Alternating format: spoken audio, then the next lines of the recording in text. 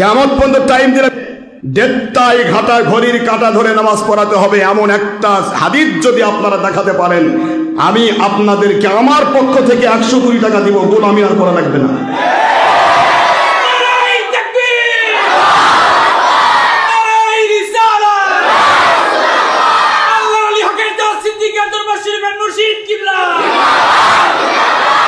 আসসালামু আলাইকুম ওয়া রাহমাতুল্লাহি ওয়া বারাকাতুহু। আলহামদুলিল্লাহি নাহমাদুহু ওয়া নাস্তাঈনুহু ওয়া নাস্তাগফিরুহু ওয়া নু'মিনু বিহি ওয়া নাতাওয়াক্কালু আলাইহি ওয়া নাউযু বিল্লাহি মিন শুরুরি আনফুসিনা ওয়া মিন সাইয়্যাতি আ'মালিনা।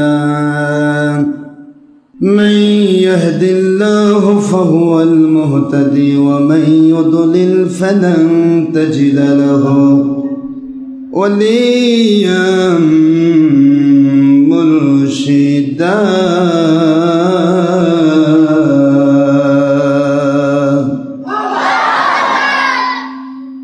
ونشهد أن لا إله إلا الله وحده لا شريك له. ونشهد أن سيدنا وسندنا وحبيبنا ومولانا محمدا عبدا ونورا وبشرا شكورا.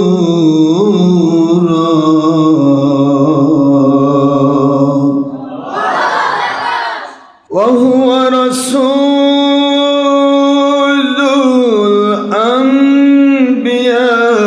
الأنبياء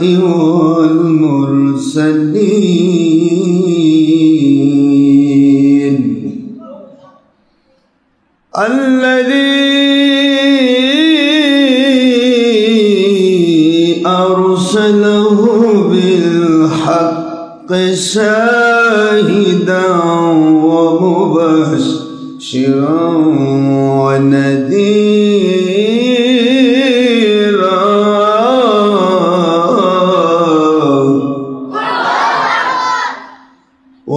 وداعيا إلى الله بإذنه وسراجا وشمسا ونورا وقمرا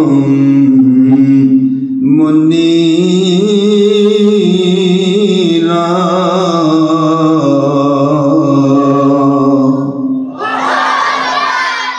فقد قال الله تعالى في كلامه المجيد وفرقانه الحميد وبرهانه التوحيد والرسالة والولاية والخلافة والآخرة. أعوذ بالله من الشيطان الرجيم.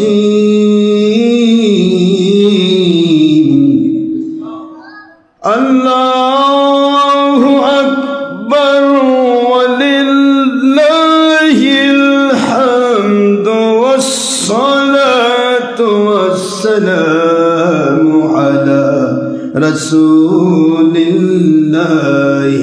بسم الله الرحمن الرحيم.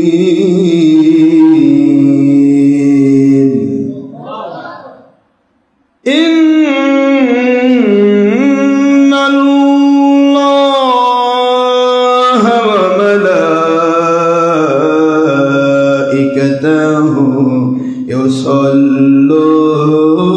يصلون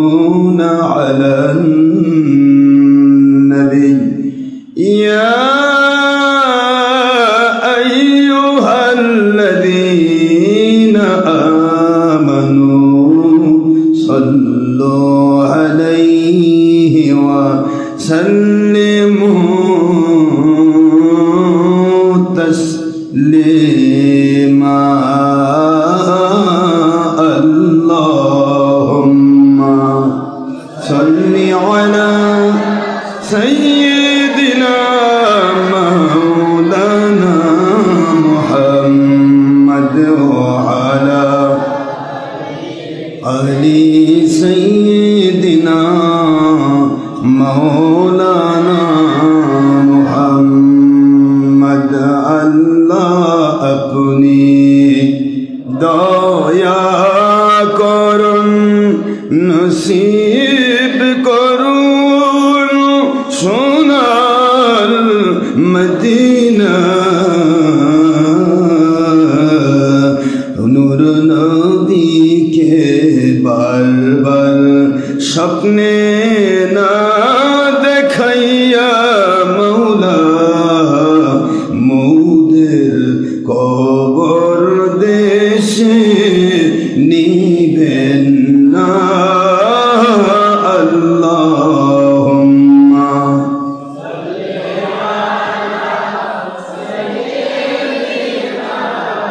মাওলানা মুহাম্মদ ওয়া আলা আলি সাইয়্যিদিনা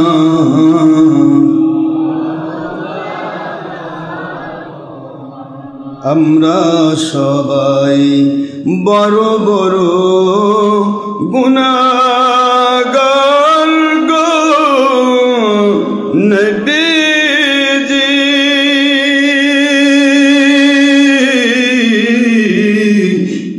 দুনিয়াও বাতিল ফিরকার স্বার্থে অনেকে আপনাকে চিনলাম না সেই অপরাধে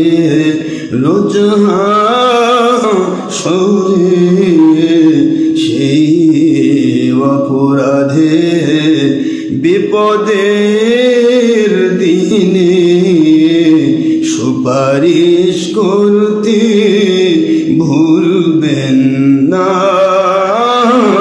আল্লাহুম্মা সাল্লি আলা সাইয়্যিদিনা মাওলানা মুহাম্মদ ওয়া আলা আলি সাইয়্যিদিনা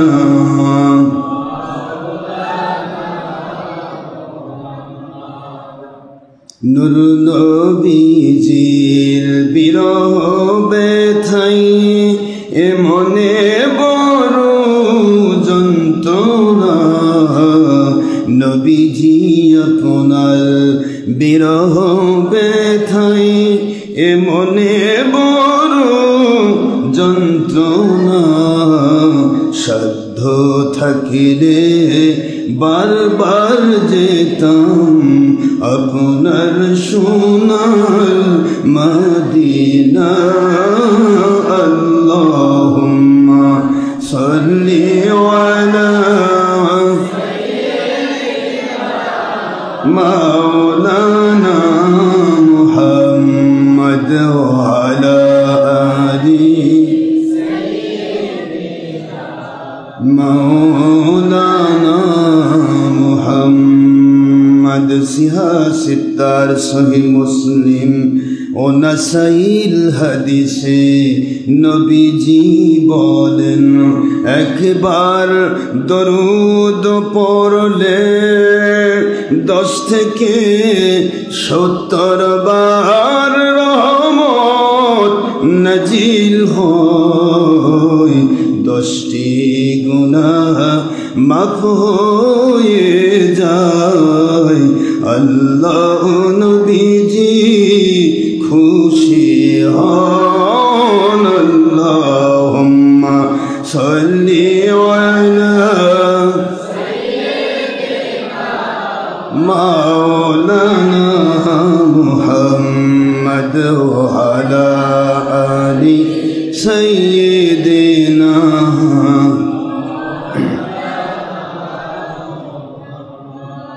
আলহামদুলিল্লাহ। মহান আল্লাহ সুবহানাহু তাবারাক ওয়া তাআলা খালিক মালিক রব এক ও অদ্বিতীয় আল্লাহ পাক, যার কোনো অবতার নেই, যার কোনো শরিক নেই, যার কোনো অংশীদার নেই, সেই রব্বুল আলামিন ওনার অপার মেহেরবানিতে আশা করি আপনারা সবাই ভালো আছেন। আল্লাহ লাখো শকর, যিনি দয়া করে হিসান করে আমাদেরকে ভালো রেখেছেন, যিনি দয়া করে আমাদেরকে তারই সন্তুষ্টির জন্য সময় ব্যয় করে, শ্রম ব্যয় করে, অর্থ ব্যয় করে আমাদেরকে তার সন্তুষ্টির জন্য তার ঘরে এসে বসার তৌফিক দিয়েছেন। আমরা সবাই কালিমাতুশ শুকর আদায় করছি মালিকের দরবারে, আলহামদুলিল্লাহ। সুবহানাল্লাহি ওয়া বিহামদিহি সুবহানাল্লাহিল আযীম। আল্লাহ পাক রব্বুল আলামিন তিনি আমাদেরকে দয়া করে হিসান করে মুসলমান করে সৃষ্টি করেছেন। যদি আমার আখিরি নবীর উম্মত আমাদেরকে না বানাতেন, তাহলে আজকের যুগে হয় যদি আমরা নবীজির উম্মত না হতাম, তাহলে আমাদের পজিশনটা কোথায় থাকতো? ইহুদি হায়নাদের মতো, নাসারাদের মতো, মুশরিকদের মতো জিন্দেগি চলতো। নাউযুবিল্লাহ। আখেরি নবীর উম্মত বানানোর কারণে আল্লাহ পাক রব্বুল আলামিনের দয়ায় আমরা শ্রেষ্ঠ উম্মত বলে স্বীকৃতি লাভ করেছি। আল্লাহ স্পষ্ট করেছেন, কুনতুম খয়রা উম্মাতিন, তোমাদেরকেই উত্তম জাতি হিসেবে সৃষ্টি করা হয়েছে। সুবহানাল্লাহ, কত বড় কথা! কুনতুম খয়রা উম্মাতিন, উত্তম জাতি হিসেবে সৃষ্টি করা হয়েছে উত্তম কথা প্রচার করার জন্য। কি কথা প্রচার করার জন্য? উত্তম কথা প্রচার করার জন্য, যেটা আল্লাহ প্রদত্ত সঠিক কথা, সত্য কথা। দাওয়াত দিতে হবে, হকের দাওয়াত, সত্যের দাওয়াত, কোনো ব্যক্তির নয়, কোনো গোষ্ঠীর নয়, কোনো দলের নয়।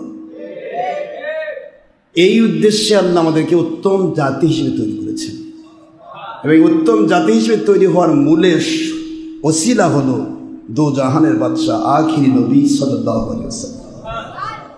এখন সেই নবীজি পাক সাল্লাল্লাহু আলাইহি ওয়াসাল্লাম ওনার শ্রেষ্ঠ উম্মত হয়ে আমরা যদি ছলচাতুরি করি, ধান্দাবাজি করি, ধোকাবাজি করি, ইসলাম নিয়ে যদি উল্টাপাল্টা করি, আমার নবীজি পাক সাল্লাল্লাহু আলাইহি সাল্লাম ওনার উম্মত দাবি করেও যদি আমরা নবীজির কথা না শুনি, তাহলে কি আমরা উত্তম জাতি থাকব? উত্তম জাতি হিসেবে কখন প্রমাণিত হবে? যখন সেই ব্যক্তিটার কাজ হবে উত্তম, কথা হবে উত্তম। একথা আল্লাহ বলেছেন কোরআন শরীফে যে উত্তম তোমরা কখন হবে। আল্লাহ পাক রব্বুল আলামিন বলছেন উত্তম কখন হবে, এই কথাটা বোঝানোর জন্য আমি তোমাদেরকে একটি অর্ডার করলাম, আমার রাসূল সাল্লাল্লাহু আলাইহি ওয়াসাল্লাম যা বলেন তা তোমরা গ্রহণ করো, আমার রাসূল সাল্লাল্লাহু আলাইহি ওয়াসাল্লাম যা নিষেধ করেন তা তোমরা পরিত্যাগ করো। এই কথা বলেই আল্লাহ বুঝালেন তাহলে তোমরা উত্তম জাতি হবে। সুবহানাল্লাহ। মা আতাকুমুর রাসূল ফাখুদুহু ওয়া মা নাহাকুম আনহু ফান্তাহু ওয়াত্তাকুল্লাহ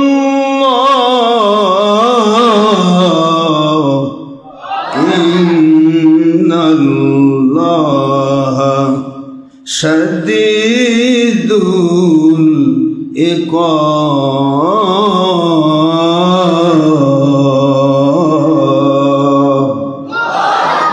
পবিত্র কোরআন শরীফ সূরাতুল হাসর 28 নম্বর পারা 7 নম্বর আয়াতে কারিমা আল্লাহ পাক বলেন, দুনিয়াবাসী আমার নবীজি পাক সাল্লাল্লাহু আলাইহি ওয়াসাল্লাম যা তোমাদের আদেশ করেন তা গ্রহণ করো।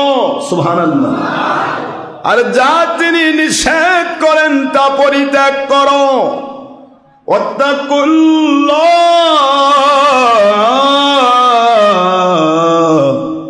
যদি এ ব্যাপারে এক চুল পরিমাণ উল্টা পাল্টা করতে চাও, আল্লাহ মানবো, কোরআন মানবো, তাওহীদ মানবো, নবী মানবো না।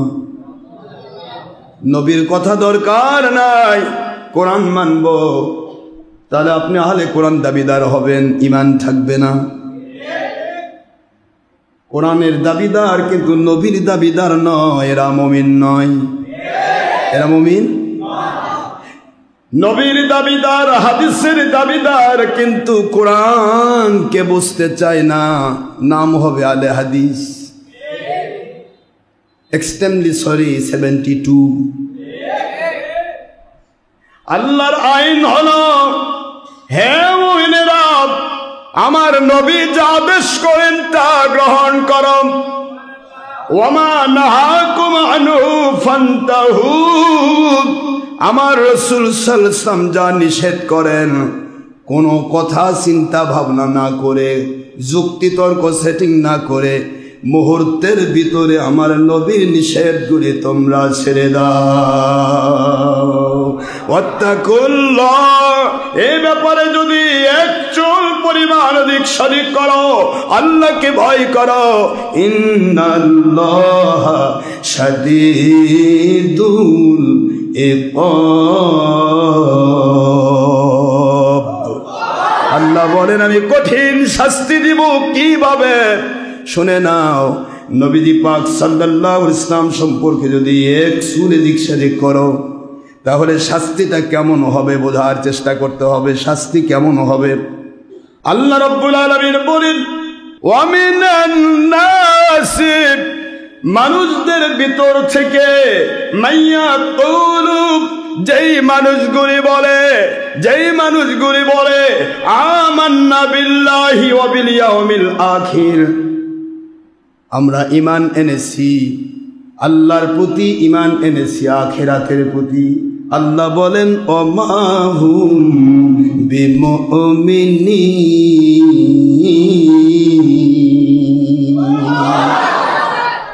আমি আল্লাহ ঘোষণা দিচ্ছি মাঝখানে আপনাকে ছেড়ে দিয়েছে, ওরা মুমিন না। কষ্ট বুঝতে পারতেছেন না? ভুল হচ্ছে। অমিনান নাসি মাইয়াকুলু আমানা বিল্লাহি ওয়া বিল ইয়াউমিল আখিরি ওয়া মা হুম বিমুমিনিন। সূরাতুল বাকারার শুরুতেই আল্লাহ বলতেছেন যে মানুষদের মধ্যে যারা বলবে আমি আল্লাহর প্রতি বিশ্বাস করেছি, তাহলে তাওহীদ কি? একটু জোরে বলতে হবে, তাওহীদ বিশ্বাস করেছি। ওয়া বিল ইয়াউমিল আখির, আখিরাতকেও স্বীকার করে নিয়েছি। কবর, হাসর, পুলসিরাত, মিজান, জান্নাত, জাহান সব মানে আল্লাহ মানে, আখিরাত মানে। আল্লাহ স্পষ্ট ফতোয়া দিলেন, ওমা হুম বিমুমিনিন, ওরা মুমিন নয়, ওরা বেঈমান। অপরাধ কি? আল্লাহ তো মানল, আওয়াজ দেবেন। এদের অপরাধ কি? আল্লাহ মানল, আখিরাত মানল, জান্নাত জাহান্নাম মানল, কোরআন মানল, সবই তো মানল। মানল না শুধু এখানে আমার নবীজিকে। আল্লাহ বলেন, আমি ঘোষণা দিচ্ছি আমার বন্ধু, ওরা মুমিন না, ওরা বেঈমান। ওরা কি? আবার আল্লাহ বলেন, আমি আল্লাহ যে বললাম নবী ব্যাপারে চুচেরা করলে কঠিন শাস্তির অপেক্ষা করো। ওয়াত্তাকুল্লাহ, শাস্তির ভয় দেখাইলাম। দুনিয়া আখিরাতে, দুনিয়াতে বেঈমান হয়ে থাকবে, ধর্মের লেভেল থাকবে, তোমার ঈমান থাকবে না। আখিরাতে আকাশ সমনে কামড় নিয়ে যাবে, জান্নাত কপালে জুটবে না। আখিরাতে তো আকাশ সমনে কামড় নিয়ে যাবে। নামাজ পড়েছি, রোজা রেখেছি, ফজর, জোহর, আসর, মাগরিব, ইশা, ইশরাক, সাস, জাওয়াল, আবিন, তাহাজ্জুদ, সালাতুল হাজত, সালাতুল ইস্তিসকা, সালাতুল কি বলেন আপনারা, সালাতুল হাজত, সালাতুল তাসবিহ, যত নামাজ সব পড়েছি। কোরআন নিয়ে ঘুরেছি, কোরআন সবসময় আমার পকেটে থেকেছে, কোরআনের সাথেই থেকেছি, কোরআন ছাড়া কিচ্ছু বুঝিনি। কোরআনের পাখি নামে পরিচিত হয়েছি, কোরআনের পাখি সব নামে পরিচিত হয়েছি। আল্লাহ পাক রব্বুল আলামিন কিয়ামতে বলবেন, উদখুলু ফিন্নার, জাহান্নামে যাও। আল্লাহ আমার অপরাধ কি? প্রশ্ন। আল্লাহ আপনার কোরআন বলেছে যারা নামাজ পড়বে তারা জান্নাতি। সুবহানাল্লাহ বলেন। যারা নামাজ পড়বে তারা কি? হাদিস বলল, সহিহ হাদিস শরীফ বলেছে, as-salatu মিফতাহুল জান্নাহ, নামাজ হলো জান্নাতের চাবি। এত নামাজ পড়লাম, 82 বছরে 83 বার হজ করলাম, উমরা তো কোনো বছর সারি নাই।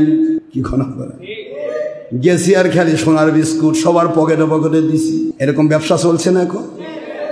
আল্লাহ এত কিছু করলাম, কোরআন নিয়ে ঘুরলাম, হাদিস নিয়ে ঘুরলাম, তাফসির করতে গেলে কোরআন খুলে সূরা কাউসারের তাফসির করতে গেল দেখে পড়ি নাই, কোরআন খুলে দেখে মানে মুখস্থ তাফসির করি নাই, কোরআন খুলে দেখে দেখে মানুষকে দেখাইছে আমি কোরআনওয়ালা। মানে সূরা কাউসারও দেখে দেখে পড়ানো তাফসির করো, সূরা লাহাব, সূরা এই ছোট ছোট সূরাগুলো এগুলাও দেখে দেখে তাফসির করো। মানে মানুষকে দেখাচ্ছে আমি যা বলি সব কোরআন, পড়তেছি আরবি শব্দ কোরআন, কিন্তু ব্যাখ্যা সব আমার কোম্পানি। আপনাকে বুঝতে দিব না, আপনি জানেন আমি কোরআন বলতেছি।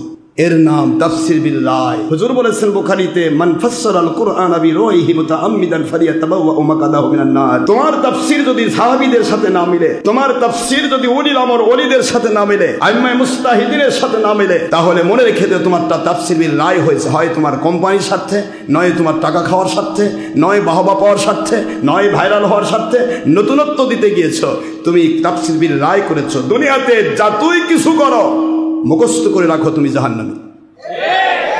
এই গল্পটা আমার না, রাসূল সাল্লাল্লাহু আলাইহি ওয়াসাল্লাম, আল্লাহ পাক আমার রাসূল দিয়ে বুঝাইছেন সহিহ বুখারী। যে ব্যক্তি কোরআন বানিয়ে বানিয়ে তাফসীর করবে, সে ব্যক্তিটা দুনিয়াতেই যেন বসে মনে করে যে আমি জাহান্নামী হয়ে গেছি। তাহলে যেই তাফসীর করে জাহান্নামে যেতে হয়, এই তাফসীরটা আল্লাহকে পাওয়ার আশায় না দুনিয়া পাওয়ার আশায়?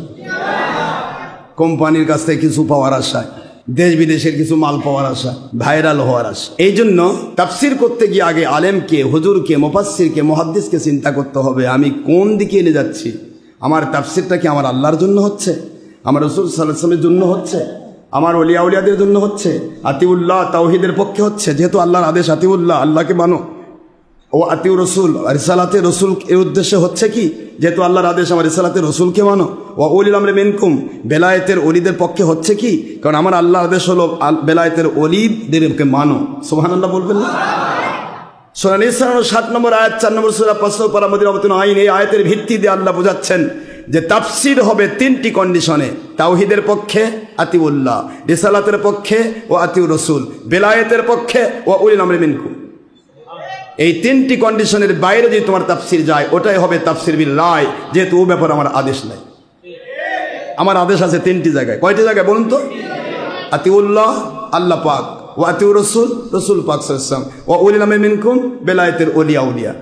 এই 3টি কন্ডিশনের বাইরে যদি তোমার তাফসির হয়, বুঝবে তুমি দুনিয়াতে জাহান্নামী, দুনিয়াতে থেকেই জাহান্নামী হয়ে গিয়েছো। এখন বলেন আমাদের তাফসিরগুলো কোন দিকে যাচ্ছে? কোরআন খুলেই তো কয় কিসের আবার পীর, কিসের আবার পীর সাহেব, এই পীর মুরিদি, এই পীর সাহেব হয়েছে। বাপরে, ও মানে আকাশ থেকে পড়ে ওর পাছা টাচা ফাটে গেল ফট করে। ওর বাপ পীরের ঝোলা টানে ঘুরছে, ওর দাদা পীরের নেংটি টেনে ঘুরছে, ওর বাপ দাদা পীরের পিছে ঘুরে ঘুরে সারাটা জীবন জিন্দগি কাটাইছে। আর আজকে বাপের বেটা কয় কিসের আবার পীর, মানে গোড়াই নাই, আগা খালি লক লক করতেছে। আপনারা বুঝতে পারছেন না? এগুলি হলো ধান্দাবাজ। এই ধান্দাবাজেরা দুনিয়াতে তাফসীরের নামে তারা জাহান্নামে হয়ে বসে আছে। বুঝতে পেরেছেন? যদি কিছু করতে হয় আল্লাহকে খুশি করার জন্য করেন। আমার আল্লাহ পাক রব্বুল আলামিন বলছেন, আমার নবী যা বলেছেন তা গ্রহণ করো, নবী যা নিষেধ করেছেন ছেড়ে দাও। আত্তাকুল্লাহ, আল্লাহকে ভয় করো, ইন্নাল্লাহা শাদীদুল ইকাব। শুনে রাখো কি ভয় করবা? আমি আল্লাহ কঠিন শাস্তিদাতা, দুনিয়াতেও আখিরাতেও। দুনিয়াতে এই মাত্র লাফাচ্ছ, সব দিকে ফিরি, তিরিং বিরিং 3 নম্বর বাচ্চা, এই মাত্র জেলখানার মধ্যে ঢুকে পিটুন শুরু করব। আমি সরাসরি করব না, কাউকে না কাউকে দিয়ে করব। কথা বলেন না কেন? তিরিং বিরিং চলবে না, তোমার তিরিং বিরিং ওই পর্যন্ত রাখো, আমি আল্লাহকে ভয় করো। সুবহানাল্লাহ বলবেন না? যদি পজিশন তুমি নিজেরটা নিজে নষ্ট করো না, নিজে নিজে নষ্ট করা যাবে না, করলে আল্লাহকে খুশি করার জন্য করেন। দেখেন আমাদের একটা ইতিহাস, অনেক ইতিহাস আমাদের জানা আছে। আব্বাসী খেলাফতের মধ্য থেকে অনেক খলিফা, আব্বাসী, ফাতেমি, অনেক খলিফাগণ তারা অনেক ইতিহাস সৃষ্টি করেছে। আমাদের খলিফা হারুনুর রশিদ সম্পর্কে অনেক গল্প আছে, বারবার ওনার গল্প এসেছে শুধু ওনার স্ত্রীকে তালাক দেওয়ার ব্যাপারে। তালাক তো দেয় না, শুধু মাসলা সেটিং করে। সুবহানাল্লাহ বলবেন না? তালাক তো নয়, তালাক দিয়ে মাসলা সেটিং করে, তালাক নয়। এমন একজন খলিফা তিনি ছিলেন, এক তালাক দিয়ে, বউকে তালাকের ভিত্তি দিয়ে কয়েকশো মাসলা তিনি সেটিং করেছেন, কয়েকশো মাসলা। এই একজন খলিফা, তার নাম কি খলিফা? হারুনুর রশিদ। তালাক না দিয়ে মাসলা ছিল।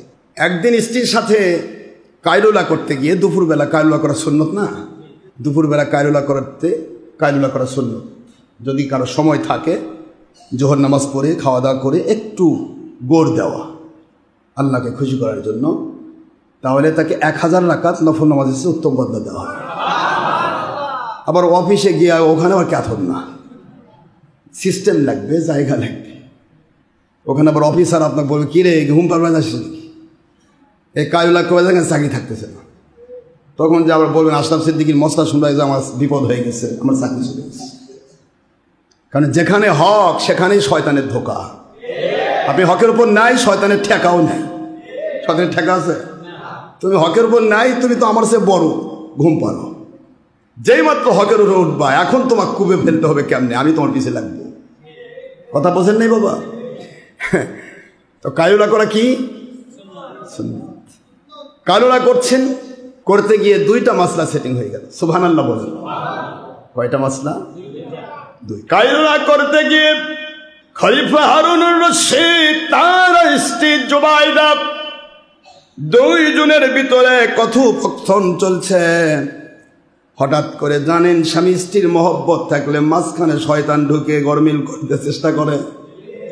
কি করতে চেষ্টা করে? গরমিল। এই স্বামী স্ত্রীর মধ্যে মহব্বত আর হক পথ, এই 2টা জায়গা শয়তান একেবারে চোখের বালি। চেষ্টা করে কি করে এদের মধ্যে মহব্বত নষ্ট করা যায় আর হক পথ থেকে দূরে সরে দেওয়া যায়। তো হক পথ থেকে সরে দেওয়ার চেষ্টা কত করে, এটা স্বাভাবিক আছে। কিন্তু স্বামী স্ত্রীর মধ্যে ঝগড়াঝাটি করে দিতে এমন করতে করতে সব তালাক আছে না এরকম। এই জন্য হুজুর পাক সাল্লাল্লাহু আলাইহি ওয়াসাল্লাম বলেছেন, স্বামী একটু গরম হয়েছে, স্ত্রী তোমার দায়িত্ব একেবারে ঘুমিয়ে থাকো, দরকার নেই। 2 হাত ছাড়া তালি বাজবে না। কথা বলছেন না কেন? বাজবে? স্বামী গরম হয়েছে, বকাবকি করুক না, চুপ। বউ ভাবতে হবে যে এখন শয়তান আসছে 3 নম্বর, আমাদের মধ্যে ভেজাল সৃষ্টি করতে চায়, দরকারই নেই, ও বকুক। স্ত্রী এই যে ধৈর্য ধরে যে চুপ থাকে, জিহাদের শর্ত। 100 শহীদের মর্যাদা, ছোটখাটো জিহাদ না। কয়শো শহীদের মর্যাদা? সুবহানাল্লাহ বলেন মুসলমান। স্ত্রী গরম হয়েছে, উল্টা পাল্টা বলছে, এরকম আছে না বউ? উল্টা পাল্টা বলে, ভালো কাপড় দিলেন না, এই করলেন না, সে করলেন না, অন্যের কাপড় কি সুন্দর। আছে তো, এরকম আছে, সবারই নাই। আমাদের মহিলারা খুবই ভালো, এরা উল্টা পাল্টা করে না। আমার বাবাজিরা, স্ত্রী যদি গরম হয়ে যায়, স্বামী যদি চুপ থেকে যায়, শয়তান এসেছে আমার স্ত্রীর উপর ভর করে আমাকে খেপাতে চায়। স্বামী যদি ওখান থেকে বের হয়ে বাড়ির থেকে চলে গেল, অথবা অন্য জায়গায় ঘুম পাড়তেছে, যা করে করলো, এই যে একটা ছোট্ট জিদকে কন্ট্রোল করলো, 100 শহীদের মর্যাদা, জিহাদের সওয়াব তার পকেটে উঠে গেল।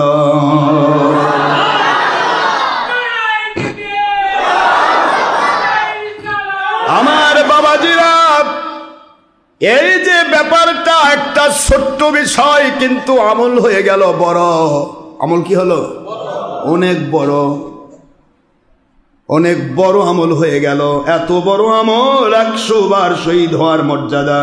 মান তামাসসাকা বিসুন্নতি ইনদা ফাসাদি উম্মতি ফালাহু আজরু মিয়াতি শহীদ। মিশকাত শরীফে 30 পৃষ্ঠা, তিরমিজির হাদিস, ইবনে মাজার হাদিস, আবু দাউদের হাদিস।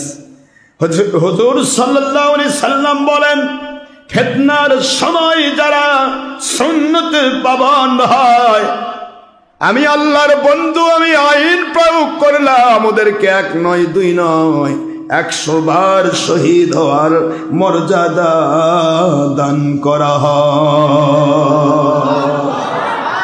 100 বার শহীদ হওয়া। দুনিয়াতে যত বড় যোদ্ধা হোক, শহীদ কিন্তু 100 বার হতে পারবে না। শহীদ হতে হবে একবার, কিন্তু নবীর সুন্নাহ মানা যায় সারাটা জীবন। আমার বাবাজি, এই জন্য ধৈর্য ধরবেন, স্ত্রীর উপরে জুলুম করবেন না। আমার আম্মা জানেরা আছেন, আমি আসার সুযোগ দিয়েছি নবীর সুন্নত পালনের জন্য, জামাতে নামাজ পড়ার জন্য নয়। ঠিক না ঠিক? মনে রাখতে হবে, হুজুর যখন নামাজ পড়াতেন সকল সাহাবী মহিলা নবীর সাথে মসজিদে গিয়ে পর্দার ভিতরে বসে থেকে আলোচনা শোনা, হুজুরের বায়াতে শরীক হওয়া, দোয়াতে শরীক হওয়ার সুযোগ থাকতো। কিন্তু হুজুর বলেছেন, আমার পিছে জামাতে নামাজ পড়ার চাইতে একা একা যদি তোমরা নামাজ আদায় করো, মুসলিম মহিলারা আমার পিছে নামাজ পড়ার চাইতে, কাবা ঘরে আমার পিছে নামাজ পড়ার চাইতে, ঘরের প্রকোষ্ঠে একা নামাজ পড়লে 25 গুণ সওয়াব তোমাদেরকে বেশি দেওয়া হবে। আজ বাংলাদেশ নাম, এটা নাম করে শুধু যে কোম্পানি সরকারে আসে তার গোলামি করে। এরা তো নবীর গোলাম নয়, এরা আল্লাহর গোলাম নয়। এ গোলামেরা, তোমাদেরকে কি আল্লাহর ভয় আল্লাহ শিখায় নাই? এতদিন আওয়ামী লীগ ক্ষমতায় ছিল, আওয়ামী লীগের চামচাগিরি করে চলেছে। এখন আওয়ামী লীগ দাদার বাড়িতে রেস্ট করতেছে, এবার জালেম মুন্সিদের আন্ডারে থেকে গোলামি করতেছে। আমরা কোন কোম্পানির গোলামের তাবেদার নই, আমরা আল্লাহ এবং নবীজির তাবেদার।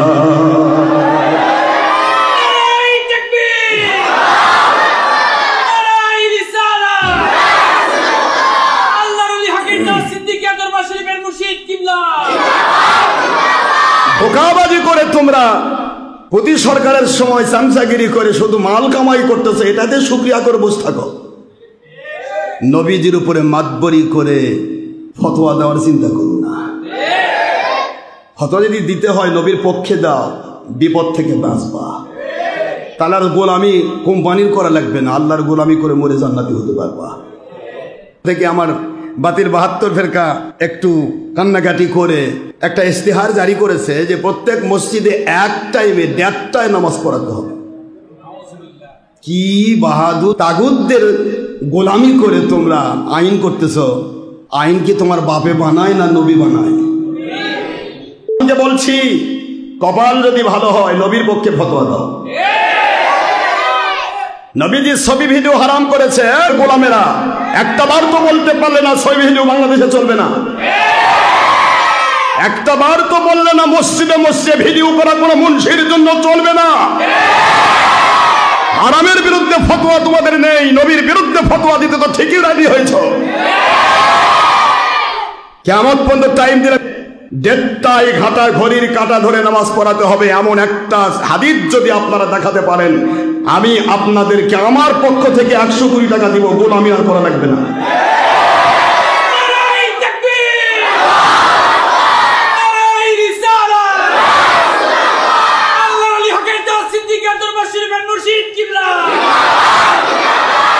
আমি আপনাদের দেব যা পৃথিবীর কোন কোম্পানি আপনাদের এত টাকা দিবে না কোনোদিন। আমার নবীজির বিরুদ্ধে ফতোয়া দিতে বুক কাঁপে না? আজ প্রতিটা মসজিদে ছবি হচ্ছে, ভিডিও হচ্ছে, মহিলা পুরুষ বেপরদা হচ্ছে, একসাথে জামাতে মহিলাকে নামাজ পড়তেছে। গোলামেরা, তোমাদের ফতোয়া কোথায়? গোলামি করা শিখেছো তোমরা?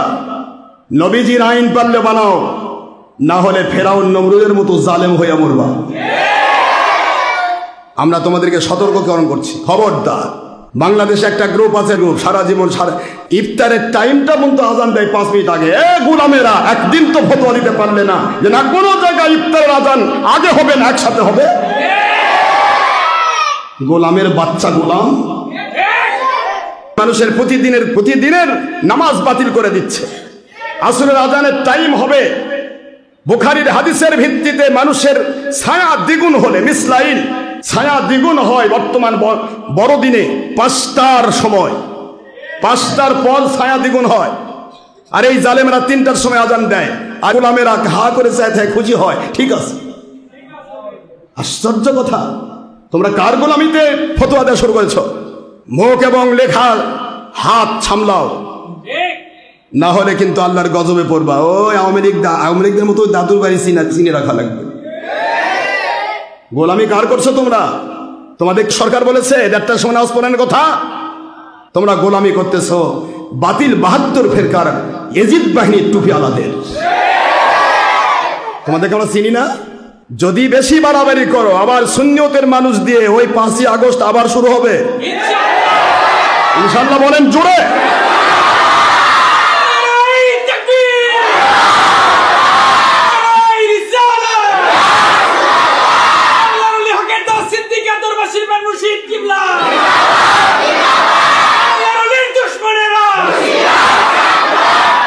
فلا وربك لا يؤمنون حتى يحكموك فيما شجر بينهم ثم لا يجدوا في أنفسهم حرجا مما قضيت ويسلموا تسليما।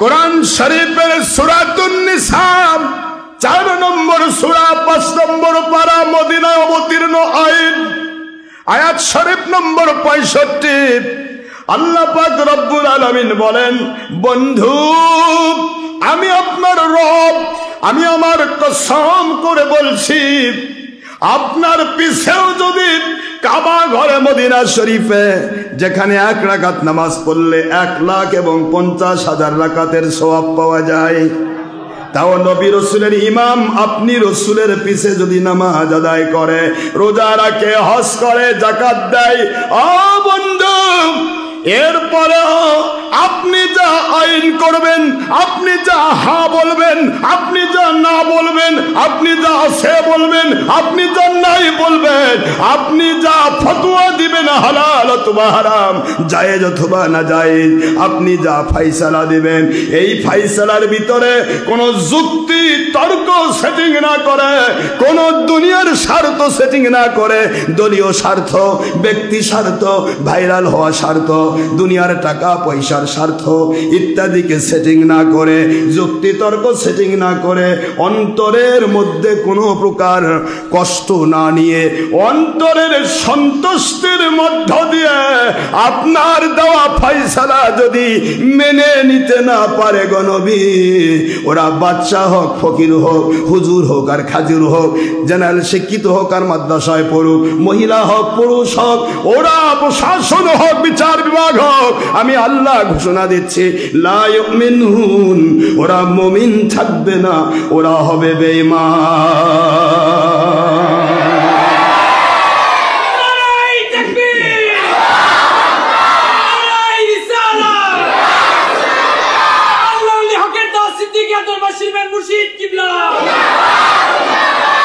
ওরা হকের এক কথা, ওরা বেঈমান হবে, যতই টুপি আলখাল্লা পড়ুক, দৌড়ে বেড়াক, আপনার পিছেও যদি নামাজ পড়ে কাবা ঘরে তবুও মুমিন না। আল্লাহ বলেন ওয়ামা হুম, একবার স্পষ্ট কথা আল্লাহ, আমার কসম, আল্লাহ বলেন ফাদা, কখনোই নয়, ও রব্বিক, আমি আপনার রব, আমার কসম, লা ইউমিনুন, লা ইউমিনুন, ওরা মুমিন নয়, ওরা বেঈমান। জালেমেরা ইচ্ছা মতো ফতোয়া দেয়। ডক্টর আশরাফ সিদ্দিকীর মতো গোলাম যেখানে আছে সেখানে কোনো জালেমের কোনো 2 নম্বর ফতোয়া গ্রহণ করা হবে না ইনশাআল্লাহ। মুখস্থ করে রেখে দিও, যদি বাড়াবাড়ি করো গোটা বাংলার সিংহ পুরুষ হোসেন বাহিনী আবার খেপবে, আবার হোসেন বাহিনী সারা পৃথিবীতে জাগ্রত হবে।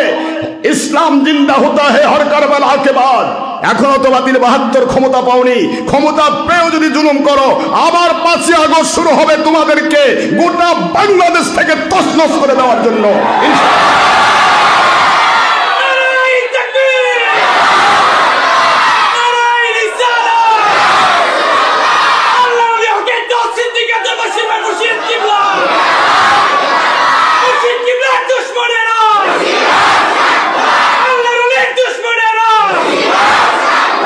আমরা কোন শয়তান বা তাগুতের তাবেদার নই, আমরা কোন ইয়াজিদ বাহিনী জালেমের তাবেদার নই।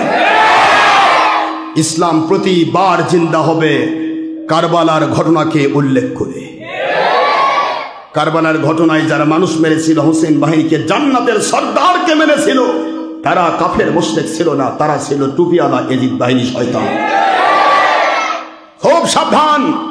আমরা নেটে কথা বলছি, আপনারা পারলে আমাদেরকে চ্যালেঞ্জ গ্রহণ করুন। আপনার কত 2 নম্বর মুন্সি আছে সবাই এক জায়গায় করুন।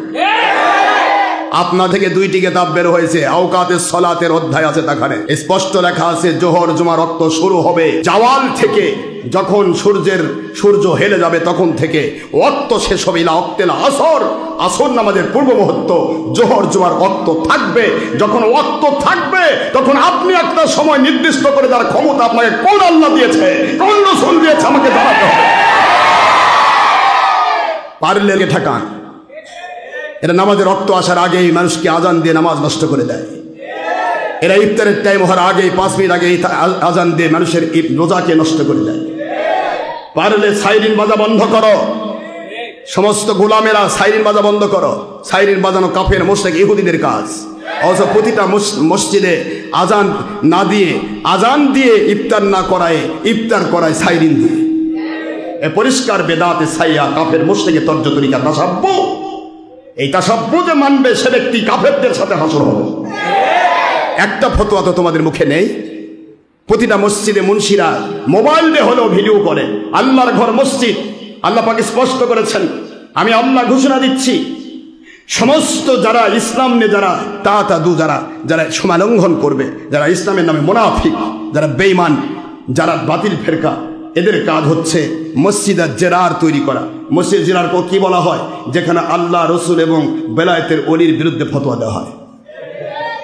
আমার নবীজি এক কথায় বর্ণনা করেছেন, এক কথায় ফতোয়া দিয়েছেন, কুল্লু মুসাও বিরুন ফিন্নার। ইচ্ছে করে যারা ছবি ভিডিও করে জাহান্নামী। সাধারণ মানুষ ভুল করতেছে, যুবকেরা পালারোতে করতেছে, ঘরের কোণে লুকে থেকে করতেছে, ভুল হচ্ছে, তওবা করবে, ফিরে আসবে। মুন্সি যে খুতবা দিতে গিয়ে পুরা টিভির পর্দা তুলে ধরেছে, এটা কোন আইন মানতেছে? এটা কি আল্লাহ হাবিব করতে বলেছে? হুজুর তো বলেন সকল ছবি আলা জাহান্নামী। হুজুর তো বললেন ছবি যারা ভিডিও দ্বারা ইচ্ছা করে করবে তারা জাহান্নামী। ততদিন জাহান্নামে থাকবে যতদিন তাদের বানানো ছবি বিরুদ্ধে জীবন দিতে না পারবে। তাহলে এত বড় নবীজির নিষেধাজ্ঞা থাকলো, আর আল্লাহ বলেন ওমা নাহাকুম আনহু ফান্তাহু, নবী যা নিষেধ করেন তা পরিত্যাগ করো। আদেশটা কার? আল্লাহর আদেশ মানে ফরজ না নফল? সূরাতুল হাসর 7 নম্বর আয়াত তো স্পষ্ট করেছে, আমার নবী যা আদেশ করেন তা গ্রহণ করো, আমার নবী যা নিষেধ করেন তা পরিত্যাগ করো। তাহলে তোমরা কোন জায়গায় হিট করলে দেখো, নবী যে আদেশ করেন আবরিদু, মন দেন, আবরিদু, বুখারীর ইবারত, আবরিদু ফাইনাল হাররাতা ইয়াতি মিন ফাইহিল জাহান্নাম। তোমরা যে কেউ হও জোহর এবং জুমার নামাজটা ওই সময় পড়ো যখন সূর্যের তেজ ঠান্ডা হয়ে যায়। সহিহ বুখারীর ইবারত, নবীজির আদেশ, আবরিদু ফাইনাল হাররাতা ইয়াতি মিন ফাইহিল জাহান্নাম। নিশ্চয়ই সূর্যের তেজোদ্দীপ্ত শিখা জাহান্নামের নিঃশ্বাস থেকে বের হয়। এই জন্য তোমরা জোহর এবং জুমা নামাজটা পড়ো ঠিক ওই সময় যখন সূর্যের তেজ ঠান্ডা হয়ে যায়। তাহলে নবীজির আদেশ অমান্য করে বলতেছো 1:30টায় নামাজ পড়া লাগবে। আচ্ছা, আমাকে প্রমাণ দিতে হবে, আপনাদেরকে কোরআন হাদিস দিয়ে প্রমাণ দিতে হবে 1:30টার সময় সূর্যের তেজ কমে যায়। 1:30টার সময় সূর্যের তেজ কমে, আরো তির্যক হয়, সাইড দিয়ে মারে। কথা বলতে গেলে ঘরের মধ্যে বসে, এসির মধ্যে বসে খালি মাল কামাও তো বুঝতে পারো নি। যারা গ্রামে কাজ করে তাদের জিজ্ঞাসা করে সূর্যের তেজ কখন কমে। সূর্যের তেজ কমে 3টার পর। It's my open challenge. বাতিল ফেরকার গোলামদেরকে বলতেছি, ইটস মাই ওপেন চ্যালেঞ্জ। হুজুরের আদেশ, আমার নবীজি বলেছেন আবরিদু, অর্ডার, আমর নাই তো, আবরিদু ফাইনাল হাররাতা ইয়াতি মিন ফাইহিল জাহান্নাম। তোমরা জোহর জুমা রক্ত উত্তম টাইম হবে, আমি টাইম দিলাম জাওয়াল থেকে, যখন শুরু হবে তখন থেকে নামাজ হবে। তখন থেকে কি হবে? ইলা ওয়াক্তিল আসর, আসর পর্যন্ত নামাজ হবে। এই মাঝখানে যে কেউ বাধা দিবে সে নবীর দুশমন, বেঈমান। নবীজি টাইম দিয়েছেন জাওয়াল থেকে আসর পর্যন্ত, মাঝখানে পুরা সময় জোহর জুমার টাইম। যেখানে যে ইচ্ছায় যখন যেভাবে পড়তে চায় নবীজির আইন মোতাবেক সে নামাজ পড়বে, কেউ বাধা দিতে পারবে না। দিলে সে ফেরাউন, নমরুদ, জালেম, কোনো সুযোগ নেই। আমাদের সাথে কথা বললে, আমাদের ব্যাপারে আইন করতে গেলে আগে আপনার কোরআন হাদিস পড়তে হবে। কোরআন হাদিস ঘাটে ঘাটে কোম্পানির গোলামি করলে হবে না, আগে কোরআন হাদিস পড়তে হবে। আল্লাহ এবং নবীকে মানার খাসলত নিয়ে আপনাকে দাঁড়াতে হবে, তবে না আপনি ফতোয়া দিতে পারবেন। কত চিন্তা বাতিল 72 দেখেন, একবার ঢাকা থেকে ইশতেহার করেছে, কত গুণে আশরাফ সিদ্দিকী চিন্তা করছেন? হ্যাঁ, এদের চিন্তা কত উঠছে।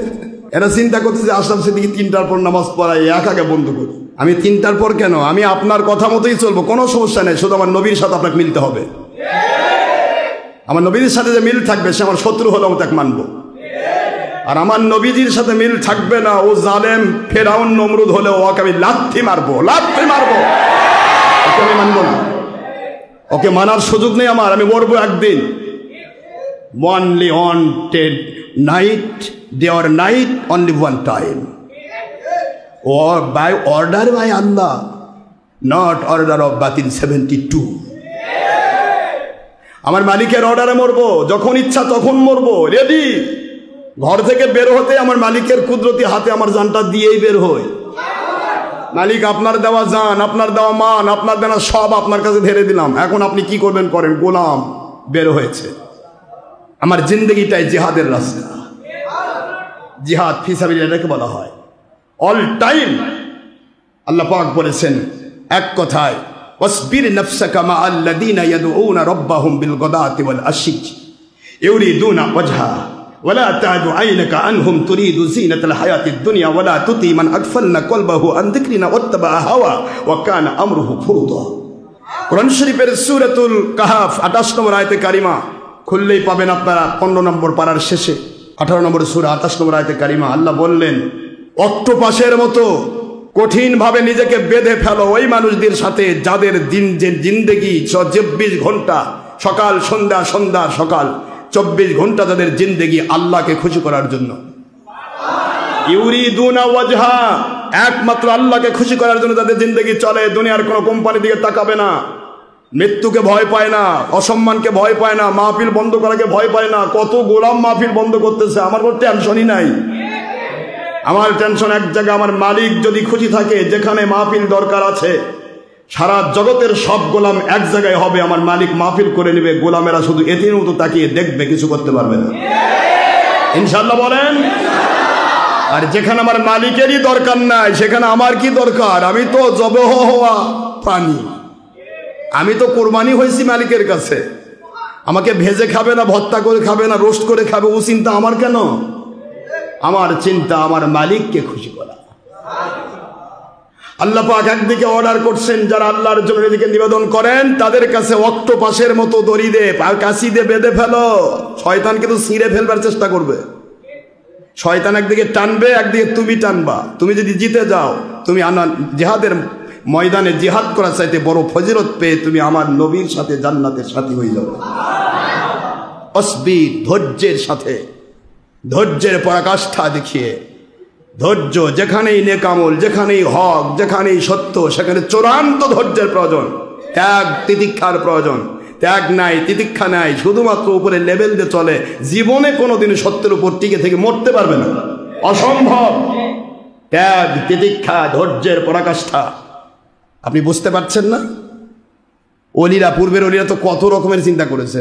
এই যে আপনার হযরতে শাহ সুলতান, আপনারা অনেকের ঘটনাই শুনেছেন তো, ইব্রাহিম আদহাম বলখির ঘটনা শোনেন নাই? আরে পীরের কাছে বায়াত হতে গেছে, অনেক বড় ঘটনা, ঘটনা তো বলছি না, বায়াত হতে গিয়েছে বাদশাহ, বলখের বাদশাহ। কত যে তার জিন্দেগির চেতনা ছিল, কত রকমের উন্নত মানের জীবন তার ছিল, জাঁক জমক ছিল। একদিন শুধুমাত্র নামাজে দাঁড়িয়েছে, ছাদের উপর খটখট আওয়াজ হচ্ছে, মেজাজ খারাপ হয়ে গেল। খটখট আওয়াজ হয় কেন? ছুটে গেলেন ছাদে, গিয়ে দেখে একটা লোক, কিরে ভাই কি হয়েছে, আপনি এরকম খটখট শব্দ করছেন? বলখের বাদশার রাজপ্রাসাদের ছাদে এত বড় স্পর্ধা আপনার, শব্দ করছেন আমার নামাজে ব্যাঘাত সৃষ্টি করছেন। লোকটি বলছে, হে বলখের বাদশাহ, আপনার ছাদের উপর একটা উট খুঁজতেছি।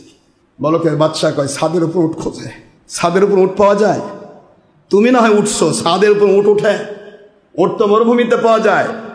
হে বলখের বাদশাহ, ছাদের উপর যেমন উট পাওয়া যায় না, আপনার এই বিশাল বলখের বাদশাহী রাজপ্রাসাদের ভিতরে নামাজে চেহারা কালো করলেও আল্লাহ পাওয়া যায় না।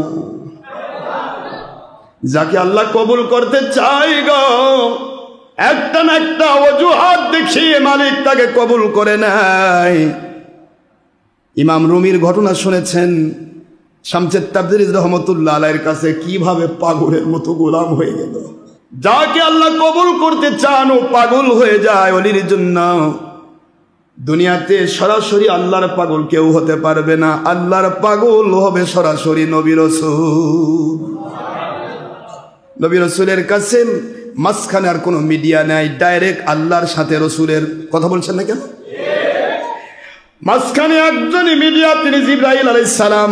জিবরাইল আলাইহিস সালাম ছাড়াও আল্লাহ পাক সরাসরি নবীর সাথে কথা বলেন, স্বপ্নে হতে পারে, ডাইরেক্ট হতে পারে, কালিমুল্লাহ, সুবহানাল্লাহ বলেন।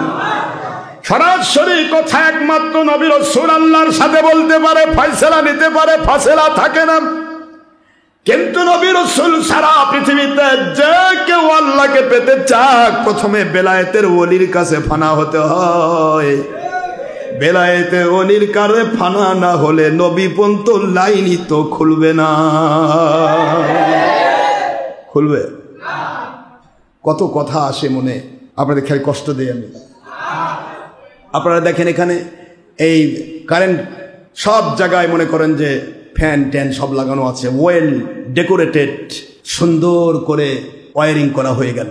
এখন আপনি পাওয়ার হাউসে কল দেন, আমাদের সব ওয়ারিং কমপ্লিট, আপনারা দয়া করে লাইনটা দিয়ে দেন। পাওয়ার হাউস কি বলবে? আসেন ভেড়ামারা অথবা কাপ্তায়, এসে লাইনটা নিয়ে যান। কি কথা বলবে? আপনি যদি বলেন আমি কোথাও থেকে নিতে নাই, রাজি নই, ডাইরেক্ট আপনাদের টাকা দিব, আপনাদের থেকে কারেন্ট নেব। ওরা বলে আমার থেকে নিতে গেলে আপনার ওখানে যে পোলটা আছে ওখানে আপনার লাইন কত চান? 440 নাকি 1000 নাকি আরও বেশি, নাকি 11,000 ভোল্ট, নাকি 33,000 ভোল্ট, কত লাগবে আপনার? সব দিতে রাজি আছি। আপনার ওখানে যে আমাদের লাইন গেছে ওখান থেকে লাইনের সংযোগটা দেন। এই সংযোগটা যতক্ষণ আপনি না দিবেন, আপনি ভেড়ামারার কাপ্তায় ওই বিদ্যুৎ প্লান্ট অফিসে কিয়ামত পর্যন্ত লাইন ধরে থাকবেন। ওরা বলবে আমি পারবই না রে ভাই ওখানে, স্যার আপনি অযথাই সময় নষ্ট করতেছেন কেন? আপনার ওয়ারিংই থাকবে, জীবনে লাইন জ্বলবে না, বাতি জ্বলবে না, ফ্যান ঘুরবে না। আপনাকে আপনার বাড়ির পাশে পোল থেকে লাইন নিতে হবে, পারলে নেন, না পারলে মেহরবানি করে আমাদের ডিস্টার্ব করেন না, আউট। আমার আল্লাহ কয় তুই আমার পাবি কই রে? আমাকে তো সরাসরি পায় আমার রসুল, আর আমার রসুলকে সরাসরি পায় বেলায়েতের ওলি। এবার আমার বেলায়েতের ওলিকে খুঁজে নে, সে তোমাকে রসুলের পথ দেখাবে, তাওহীদের আল্লাহর পথ দেখাবে, তবে না তুমি আমার লাইন পাবা, তোমার ভিতরে ইমানের বাতি জ্বলবে, নামাজ রোজা হজ জাকাত কবুলই হবে না, শুধু 10 থেকে 700 গুণ মর্যাদা। ও আল্লাহ, শুধু আপনাকে মানতে চাই, কাউকে না। তাওহীদবাদী আমি, তাওহীদ আমি আপনাকে মানবো, আর কাউকে না। আল্লাহ বলে কিয়ামত পর্যন্ত হা করে থাক, ফেরাউন হয়ে মরবি, আমাকে পাবি না। ফেরাউন আমাকে বলতেছিল আনা আমান্না বিরব্বি মূসা, আমি আমার রব্বে মূসা নবী রবের কাছে আমি বায়াত হলাম, ঈমান আনলাম।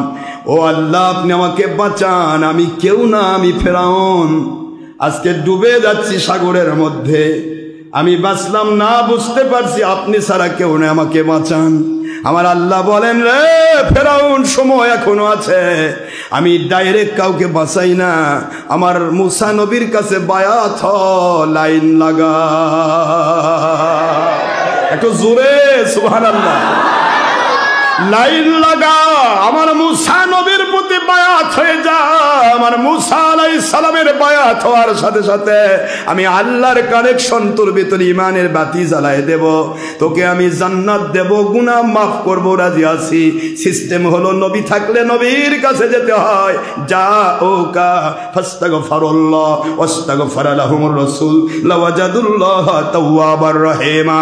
যতই গুনাহ হোক, মাফ যদি পেতে চাও যাও আমার রসুলের কাছে, রসুল না থাকলে বেলায়েতের ওলির কাছে তওবা করো। আমি আল্লাহ তোমার তওবা ডাইরেক্ট কবুল করব না, রসুল সাল্লাল্লাহু আলাইহি ওয়াসাল্লাম আমার কাছে তোমার তওবা রেকমেন্ড করবেন, তোমাকে ক্ষমা করার জন্য আমাকে আবেদন করবেন।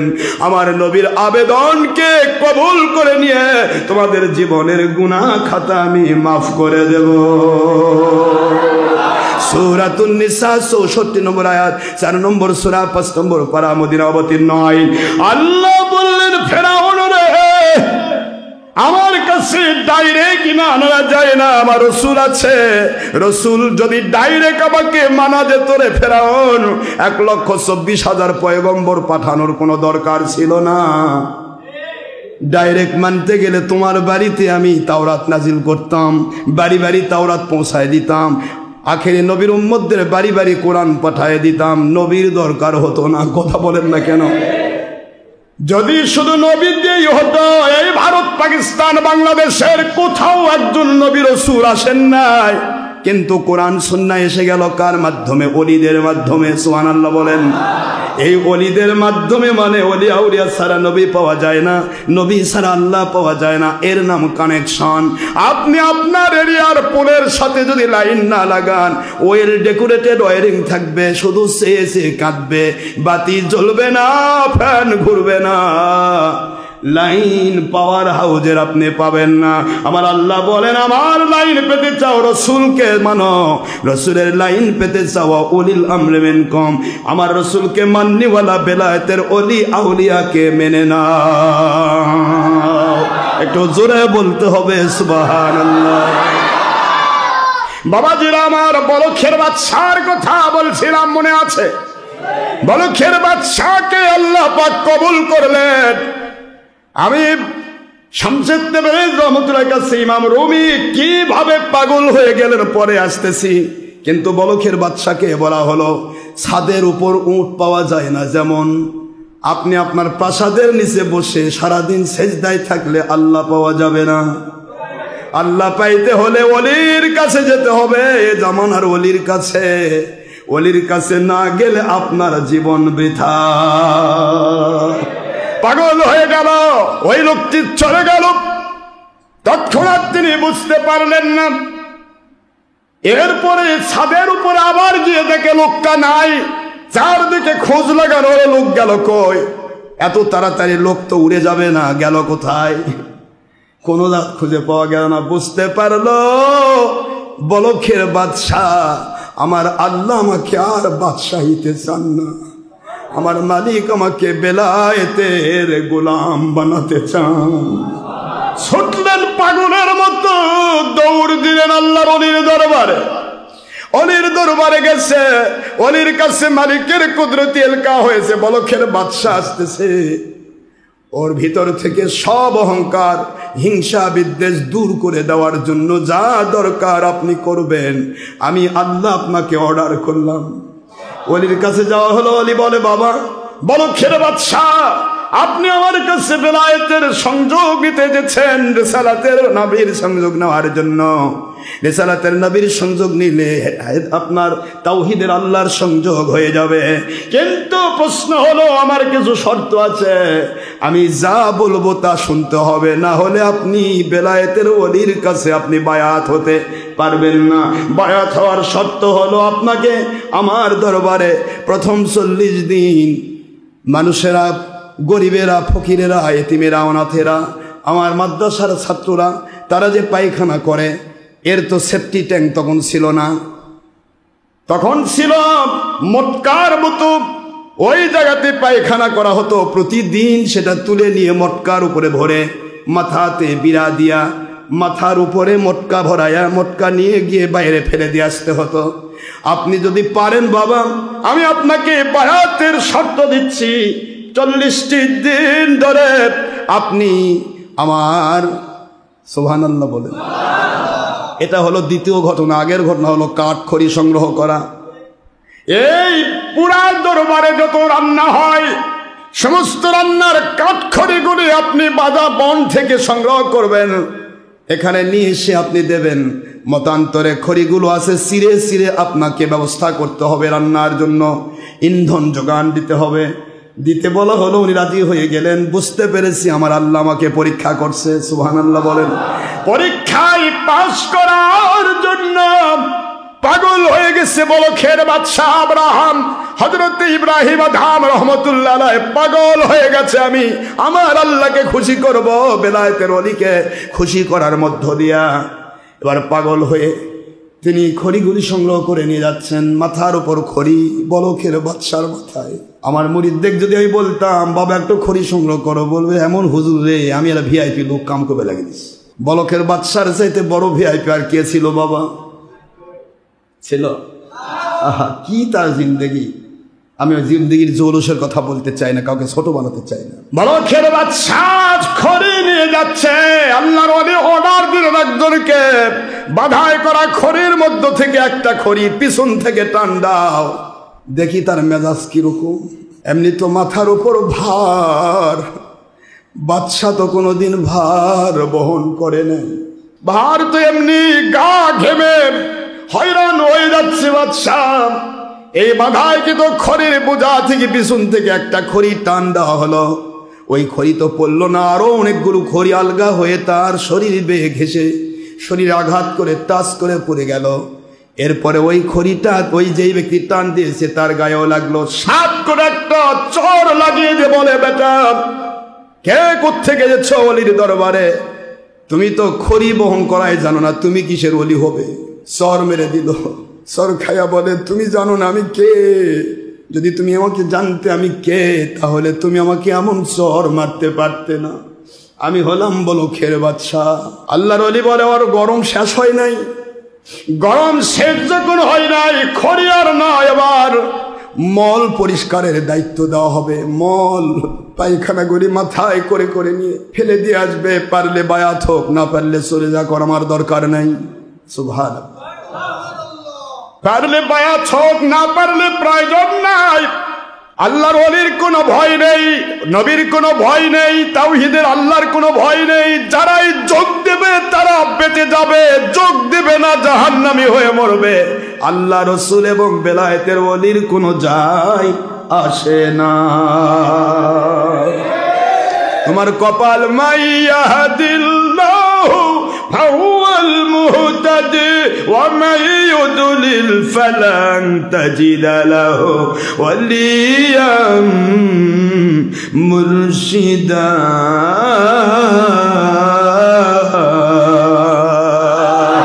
যাদেরকে আমি হেদায়েতের মালা পরাই দিতে চাই, দুনিয়াতে রহমত শান্তি বরকত নিয়ামত দিতে চাই, আখিরাতে আমি আল্লাহ আমার নবীর সাথে ওলির সাথে জান্নাতি বানাতে চাই, তাদেরকে রসুল থাকতে রসুলের কাছে, রসুল না থাকলে উলিল আমর অলি মুর্শিদের কাছে আমি আল্লাহ পাক দয়া করে পাঠায়া দেই।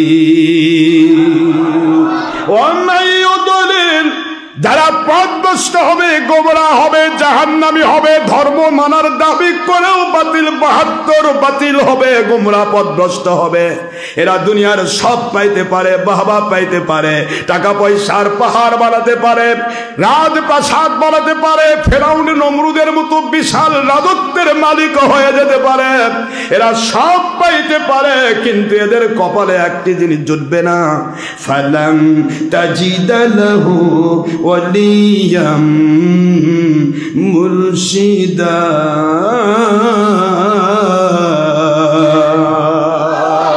ওদের জন্য কখনো হক্কানি ওলি মুর্শিদ খুঁজে পাওয়া সম্ভব নয়। সুবহানাল্লাহ বলুন। সূরাতুল কাহফের 17 নম্বর আয়াত, 15 পারার শেষে 18 নম্বর সূরা। আল্লাহ পাকের আইন, যাদের হেদায়েত দিয়ে আমি আল্লাহ দুনিয়াতে রহমত বরকত দিতে চাই, কপাল তো তার ভালো রে যে আল্লাহ পাকের হক্কানি ওলি পেয়ে যায়। আর কপাল তো পুরলো তার, আমি আল্লাহ ঘোষণা দিলাম, ও মাই ইউদুলিল, পথভ্রষ্ট, গোমরাহ, জাহান্নামী, দুনিয়ার সব আমল করবে, মসজিদে পড়ে থাকতে পারে, মাদ্রাসায় পড়ে থাকতে পারে, কোরআন হাদিস নিয়ে পড়ে থাকতে পারে, কিন্তু ওর কপালে হক্কানি ওলি মুর্শিদ খুঁজে পাওয়া কখনো সম্ভব হবে না, অথবা পাইলেও দীর্ঘদিন টিকবে না। ছলচাতুর করে ধাপ্পাবাজি করে সে কেটে পড়বে। আমার বাবাজিরা, এটা যদি আল্লাহর কথা হয়, বলুন তো ওলি মুর্শিদ ছাড়া কি হেদায়েতের পথ আছে? আপনি আমাকে একটা আয়াত দেখবেন, মাই ইয়াহদিল্লাহ ফাহুয়াল মুফাসসির, মুহাদ্দিস, মুফাসসির, কোন কথা বলি, যাকে আমি হেদায়েত দিতে চাই তাকে আমি মুফাসসিরের কাছে পাঠাই। যাকে আমি হেদায়েত দিতে চাই তাকে আমি মুফতির কাছে পাঠাই, যাকে আমি হেদায়েত দিতে চাই তাকে আমি মুহাদ্দিসের কাছে পাঠাই, ওয়াইজের কাছে পাঠাই, বক্তার কাছে পাঠাই, মুবাল্লিগের কাছে পাঠাই। কথা বলছেন না কেন? না জিহাদ পারির কাছে পাঠাই? হিদায়াত দিতে চাই ফাহুয়াল মুহতাদি, সেই ব্যক্তি হেদায়েতের ওলি মুর্শিদ পেয়ে যাবে। হেদায়েত নেই, মাইয়ুদুলিল, পথভ্রষ্ট গোমরাহ, ওই ব্যক্তির জন্য। এবার আপনি বলেন যে হেদায়েত পাবে না, যে পথভ্রষ্ট হবে, গোমরাহ হবে, ইসলাম দাবি করেও যারা বেঈমান হয়ে মরবে, এদের সিম্পটমটা যদি আল্লাহ দিতেন, ফালাং তাজিদা লাহু, তার জন্য কখনোই পাওয়া সম্ভব নয়। ওলিয়া মুর্শিদা না দিয়ে যদি মুহাদ্দিসান, মুফাসসিরান, মুফতিয়ান, কথা কয় নাকি, কারিয়ান, কারি পাইতো না। হেদায়েত যদি কপালে না থাকে তাহলে সে কারি পাবে না, হেদায়েত যদি কপালে না থাকলে তাহলে মুফতি পাবে না, মুহাদ্দিস পাবে না, মুফাসসির পাবে না, কোনো বক্তা পাবে না, ওয়াইজিন পাবে না, আন্তর্জাতিক খ্যাতি সম্পন্ন বক্তা পাবে না। এগুলো আছে। হেদায়েত যদি কপালে না থাকে, হেদায়েত যদি না হয়, পথভ্রষ্ট যদি হয়, ফালাং তাজিদা লাহু ওলিয়া মুর্শিদা, তারা হেদায়েতের ওলি মুর্শিদ খুঁজে পাওয়া সম্ভব হবে না। হেদায়েতের ওলি মুর্শিদ খুঁজে না পাওয়ায় পথভ্রষ্টতা। এটাই হলো আমার আল্লাহর কোরআনের আইন। জোরে বলতে হবে সুবহানাল্লাহ। অহংকার নয়, হিংসা নয়, মিথ্যাচার নয়, লোভ নয়, কারো পকেট গুণা নয়, কারো বাড়িতে পরনারীর সাথে দেখা সাক্ষাৎ করে মজা লুটানো নয়। উদ্দেশ্য একটাই হবে, আমার আল্লাহ এবং রসুলকে নিজে মানা। বেলায়েতের ওলিদের দায়িত্ব অন্যদেরকে আল্লাহ এবং রসুল মানানোর আপ্রাণ চেষ্টা করা। এই চেষ্টার নাম জিহাদ।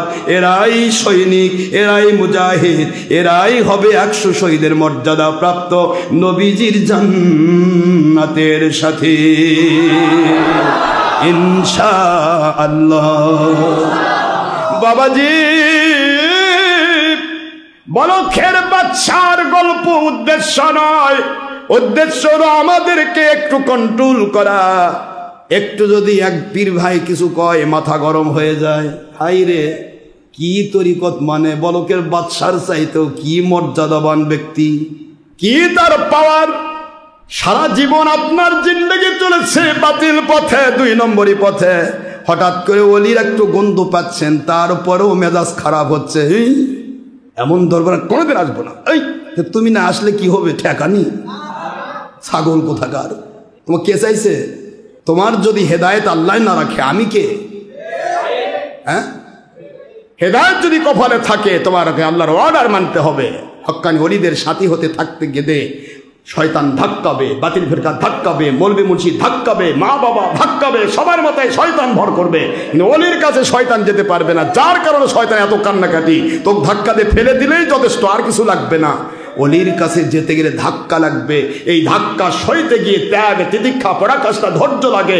এই জন্য আমি অর্ডারই করলাম অসবির, ধৈর্যের সাথে ধৈর্যের পরাকাষ্ঠা দেখিয়ে, ত্যাগ তিতিক্ষার ভিত্তি দিয়ে তোমার হাজার মেজাজ খারাপ হোক, তোমাকে কন্ট্রোল করতে হবে। মাআল্লাযীনা ইয়াদউনা রাব্বাহুম বিল গাদাতি ওয়াল আশিয়্যি, যারা হক্কানি ওলিয়া উলিয়া দিন রাত 24 ঘন্টা, তার একটাই টার্গেট। 1000 কোটি মানুষ আছে, কে কবুল হবে আর কে হবে না, ওটা তার টার্গেট নয়। তার টার্গেট আল্লাহকে খুশি করার জন্য কথা বলা। যার কপালে জুটবে, বসির মধ্যে যেমন ধরা খায়, ওই সেও ধরা খাবে। আর কপাল যার খারাপ, ওরা খালি ছুটে বেড়াবে। একবার ধরা পড়বে, সেটা এমন জায়গার ধরা পড়বে, ওই হুইল বসির কাছে পেছে পেছে প্রথমে ছেড়ে দিবে, খা বাবা খা, তারপর পেছে তুলে বাতিল 72 ফেরকা বানায় পকেট করে জাহান্নামে চলে যাবে। কথা কর না কেন জোরে?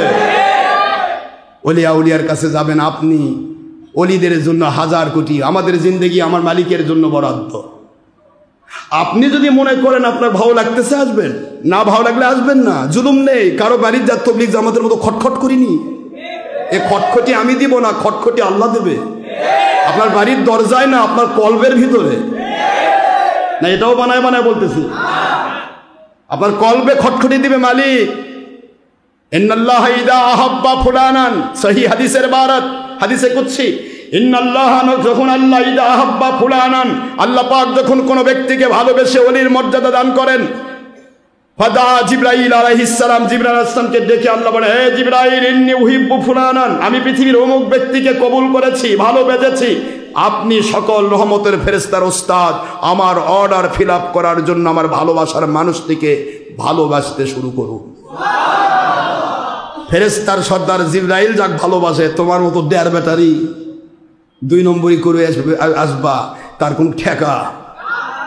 জিবরাইলকে বলা হয়, জিবরাইল ফাজ্জিন ইলাস সামাওয়াতিল উলা, হে আমার জিবরাইল, পুরা আসমানি জগতে ঘোষণা দিয়ে দাও, ঘোষণা দাও কি, ইন্নাল্লাহা ইউহিব্বু ফুলানান ইন্নী উহিব্বুহু, আল্লাহ নিজে অমুক ব্যক্তিকে ভালোবেসেছেন, আমি আল জিবরাইল তোমাদের সর্দার, আমিও তাকে ভালোবেসেছি আল্লাহর হুকুম মানার জন্য। হে রহমতের crore crore billion trillion trillion রহমতের অগণিত ফেরেশতা, আমার আল্লাহর অর্ডার মানার জন্য তোমরাও তাকে ভালোবাসা শুরু করো। ফাহিব্বুহু, হাদিসের বারত, ফাহিব্বুহু, তোমরাও তাকে ভালোবাসা শুরু করো। আল্লাহ বলেন, আমার এখনো খুশি হই না, ইয়া জিবরাইল আদ্দিন ইলা সামায়েদ দুনিয়া, দুনিয়ার নিকটতম আসমানে গিয়ে অর্ডার দিয়ে দাও, ইয়া আহলাদ দুনিয়া, এই যে আপনার কলবের মধ্যে ধাক্কা, আপনার কলবের দুয়ারে হিট হচ্ছে, খেয়াল করেন, ইয়া আহলাদ দুনিয়া, হে দুনিয়াবাসী, ইন্নাল্লাহা ইউহিব্বু ফুলানান, দুনিয়ার অমুকের বেটা অমুককে আল্লাহ ভালোবেসেছেন, আল্লাহ আমি জিবরাইল ভালোবেসেছি, ওয়াল মালাইকাতু কুল্লুহুম ইউহিব্বুনাহু, সকল রহমতের ফেরেশতারা তাকে ভালোবাসা শুরু করে দিয়েছে। তোমরা যারা আল্লাহর ভালোবাসা পেয়ে ধন্য হতে চাও, সেই পুরুষ মহিলাগুলো ফাহিব্বুহু, আল্লাহ পাকের হুকুম মানার জন্য অমুক অমুক ব্যক্তিগুলোকে ভালোবাসা শুরু করে দাও। এটা পারিবারিক গুতাগুতি নয়, এটা কলবের মধ্যে গুতা। জোরে জোরে বলেন সুবহানাল্লাহ। কলবের ভিতরে গুতা, যার কলবের ভিতরে এলকা পড়ে যায়, ওই ব্যক্তি পাগল হয়ে যায় ওলির দরবারে যাওয়ার জন্য। ওকে কাশি দিয়ে ধরে, যদি আপনি স্টিলের কাশি নয়, ওই যে গুনা তার দিয়ে বান্দা কাশি দিয়ে ধরেন, তবুও ছিঁড়ে যাবে, কারণ অসবির নাফসাকা মা আল্লাযীনা ইয়াদউনা রাব্বাহুম বিল গাদাতি ওয়াল আশি, আল্লাহর ওয়াদার ওলির কাছে যেতে হলে তোমার ধৈর্য লাগবে। ধৈর্য হলো এক একটা বড় বড় রশি ভাঙে দেওয়া।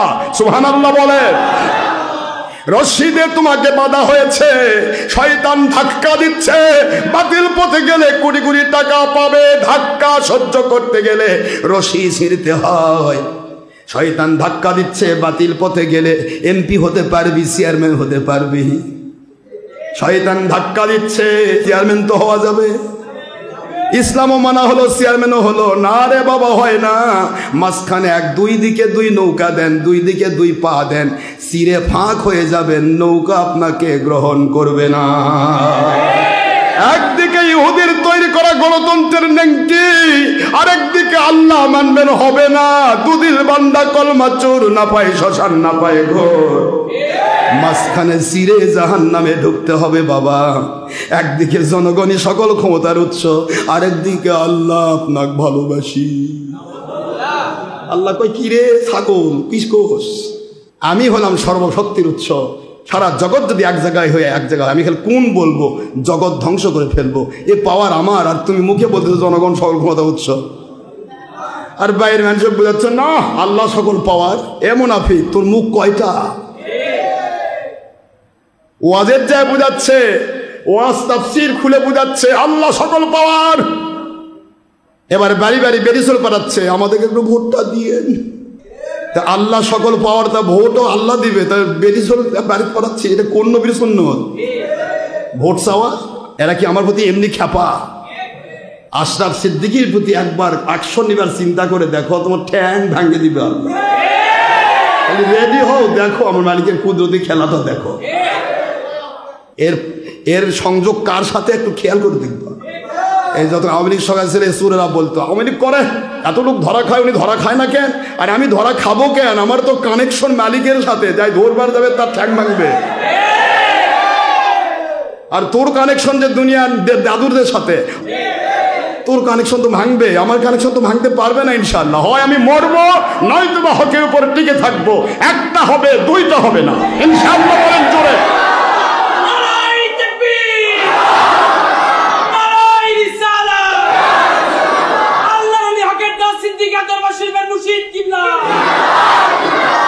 আমার বাবাজিরা বলখের বাদশাহ বলে এই কথা যখনই বলেছে মল ফেলাতে হবে, বলখের বাদশাহ বুঝতে পেরেছে ধৈর্য ছাড়া উপায় নেই, ধৈর্য ছাড়া আমি বেলায়েতের ওলি হতে পারবো না, আবার বাদশাহীও করতে পারবো না। যেখানে উট খুঁজতেছে ছাদের উপর, এবার যদি বাদশাহী রশি ধরি ওই ছাদ ধুসে দিতে আমার আল্লাহর সময় লাগবে না।